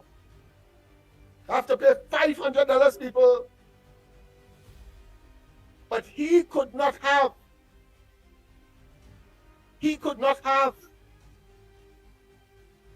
when he was opposing Patrick Manning in 2008, 2009 to get where he ended up, the most incompetent prime minister. He was saying that none of his burgesses, none of his constituents could afford $100, 100. People, don't forget that.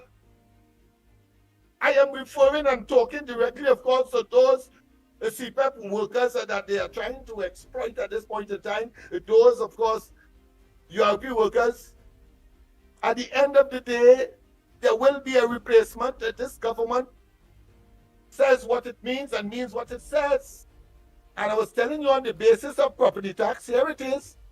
They said that there will be no property tax back in 2010.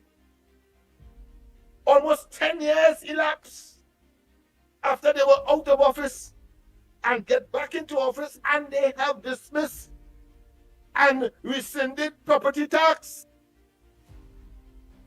Unlike Rowley and Rowley agreed in 2015 during that election at the Hyatt. I don't get me vexed before somehow I find a way to play it for it to hear him. He and him speak. He said in uncertain terms that the property tax will not to be a consideration of his government. And he went further. That is why I can say with confidence that I will not be surprised if land and building taxes are brought back in the budget of the present government. Because he, Rowley, in agreeing back in 2015 at the Hyatt in front of diplomats who were witnesses, apart from Trinidad and Tobago, the entire population that were looking at that PNM event leading up to the 2015 elections. Rowley acknowledged the same Larry Hawaii, who is today the governor of the central bank, was the Minister of Finance under the Kamala Prasad partnership government in 2015, up to 2015. He, Rowley, said that Hawaii said that the government then would be reverting to land and building taxes, and indicating in no uncertain terms there had to be no rocket scientist to understand that. It don't have to be. Suggesting that they would do away with property tax and revert to land and building taxes, which was a tax that was there before they came in to office. I'm talking about Kamala Prasad Bissessa in 2010. They're going to revert back to that because they were always opposed to property tax. Rowley said that he was opposed to property tax in Manning administration, of which he was a part, leading up to the 2015 general elections. And becoming prime minister, he then now reneges, believing that we're stupid and making a different argument that somehow that will be for what? For the financing of regional corporations. And that is why they bring it in. But he didn't say that then. As distinct and opposed to Kamala Prasad Bissessa and the UNC that said in 2010 they will not study, they will not encourage, they will not implement anything called property tax. She said the same thing in 2015 as well.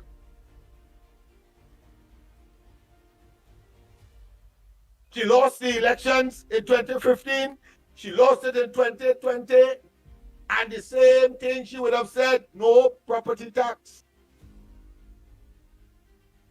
She eventually wins it in 2025, April 28. And one of the first gestures was, yes, the dismantling. Of course, because it was legally implemented, it means therefore you must have a legal mechanism to rescind it. And that has or is being done. But in the meantime, property tax was implemented by the Rowley administration, and I have no difficulty if the present government says, well, nobody will get a refund. No problem with that. Because we on the ground report was saying that the government will change. And therefore we were advising people, don't go, but it was the law. It was the law, and you went. Well, you did it at your own risk and peril. But at any rate, I don't think anybody should feel that that money should be reimbursed to them, having regard, of course, to what we were told. But we have a government whose integrity cannot be questioned, if only on the basis of what they would have said and the consistency thereof, and being constant as the Northern Star and as immutable as a steadfast change. As far as property tax is concerned, and if they are consistent there, then it means therefore every other thing follows. But if you have a poison fruit that is, of course, that of Rowley and the PNM, lie, lie, lie, lie, and implement that which they said that they will not. Another lie. You know that the entire tree is poison. Whereas you have the salubrious, you have the benign, you have the people-centered, you have the not necessarily populist, even though many of the policies and programs will be liked by the population, but I am not seeing this government taking lightly decisions that has to be made. And they're going to not do it because they want us to like them. What you could be assured of, that what they say they will do, including the 10% for public servants, including that, yes. Eventually, as we have already seen, the rescinding of the property tax, and of course, the very bothersome and troublesome revenue authority. We take this last call before we go. We have this call, a final call. All right, we have a final call. Go ahead, caller. Lennox, this is a talk show or call show? Half an hour I waited. Right, caller. You only talking. Lennox, you go ahead and close up if you want to. I switch you up, Lennox. Yes, because of course I have been asking all the time for people to call in. If you're not calling it, yes, it is a talk show. I had to talk. Where you feel it is, you feel it's a music show. I mean, come on, man. You get to know like what we get in a show, on a talk show. Yes, it is a talk show. The thing about it is that you have to call, and as you call before you have an opportunity to make a contribution. You're asking me if it's a talk show. Well, we're calling for it. Yes, it is a talk show, and we expect you to talk. All right? But don't ask me if it's a talk show. All right, that means that certainly he spoke as a person who is trying to be facetious and probably playing smart with foolishness. People, of course, we have come to the end of the program. Of course, what's the time now? Time now? 8. We just have about a minute or so. It was nice doing it for you. Remember, of course, don't forget tomorrow morning, don't be surprised if Andy is not here. He is recuperating. We continue from 6 o'clock, and we are doing our utmost to make certain that all is even keel, all system goes. But that's how it is, and I will we be have here to in the be morning, so no still have a problem. go. You're saying what? I say I will be here in the morning, so we have no problem. Okay, you'll be there in the morning. Beautiful. Thank you very much, of course, for substituting. And don't forget, of course, tonight, the corridor transformation will be on. Yes, we have our children's segment, just about 15 minutes. And then, of course, we go on to big people matters. All right. Have a wonderful rest of the day. God bless. And see you tomorrow morning when the ground report will continue with these and other matters. Trust that you had a wonderful and informed this session, in spite of or in the absence of Andy. I too miss him, but that's how it is.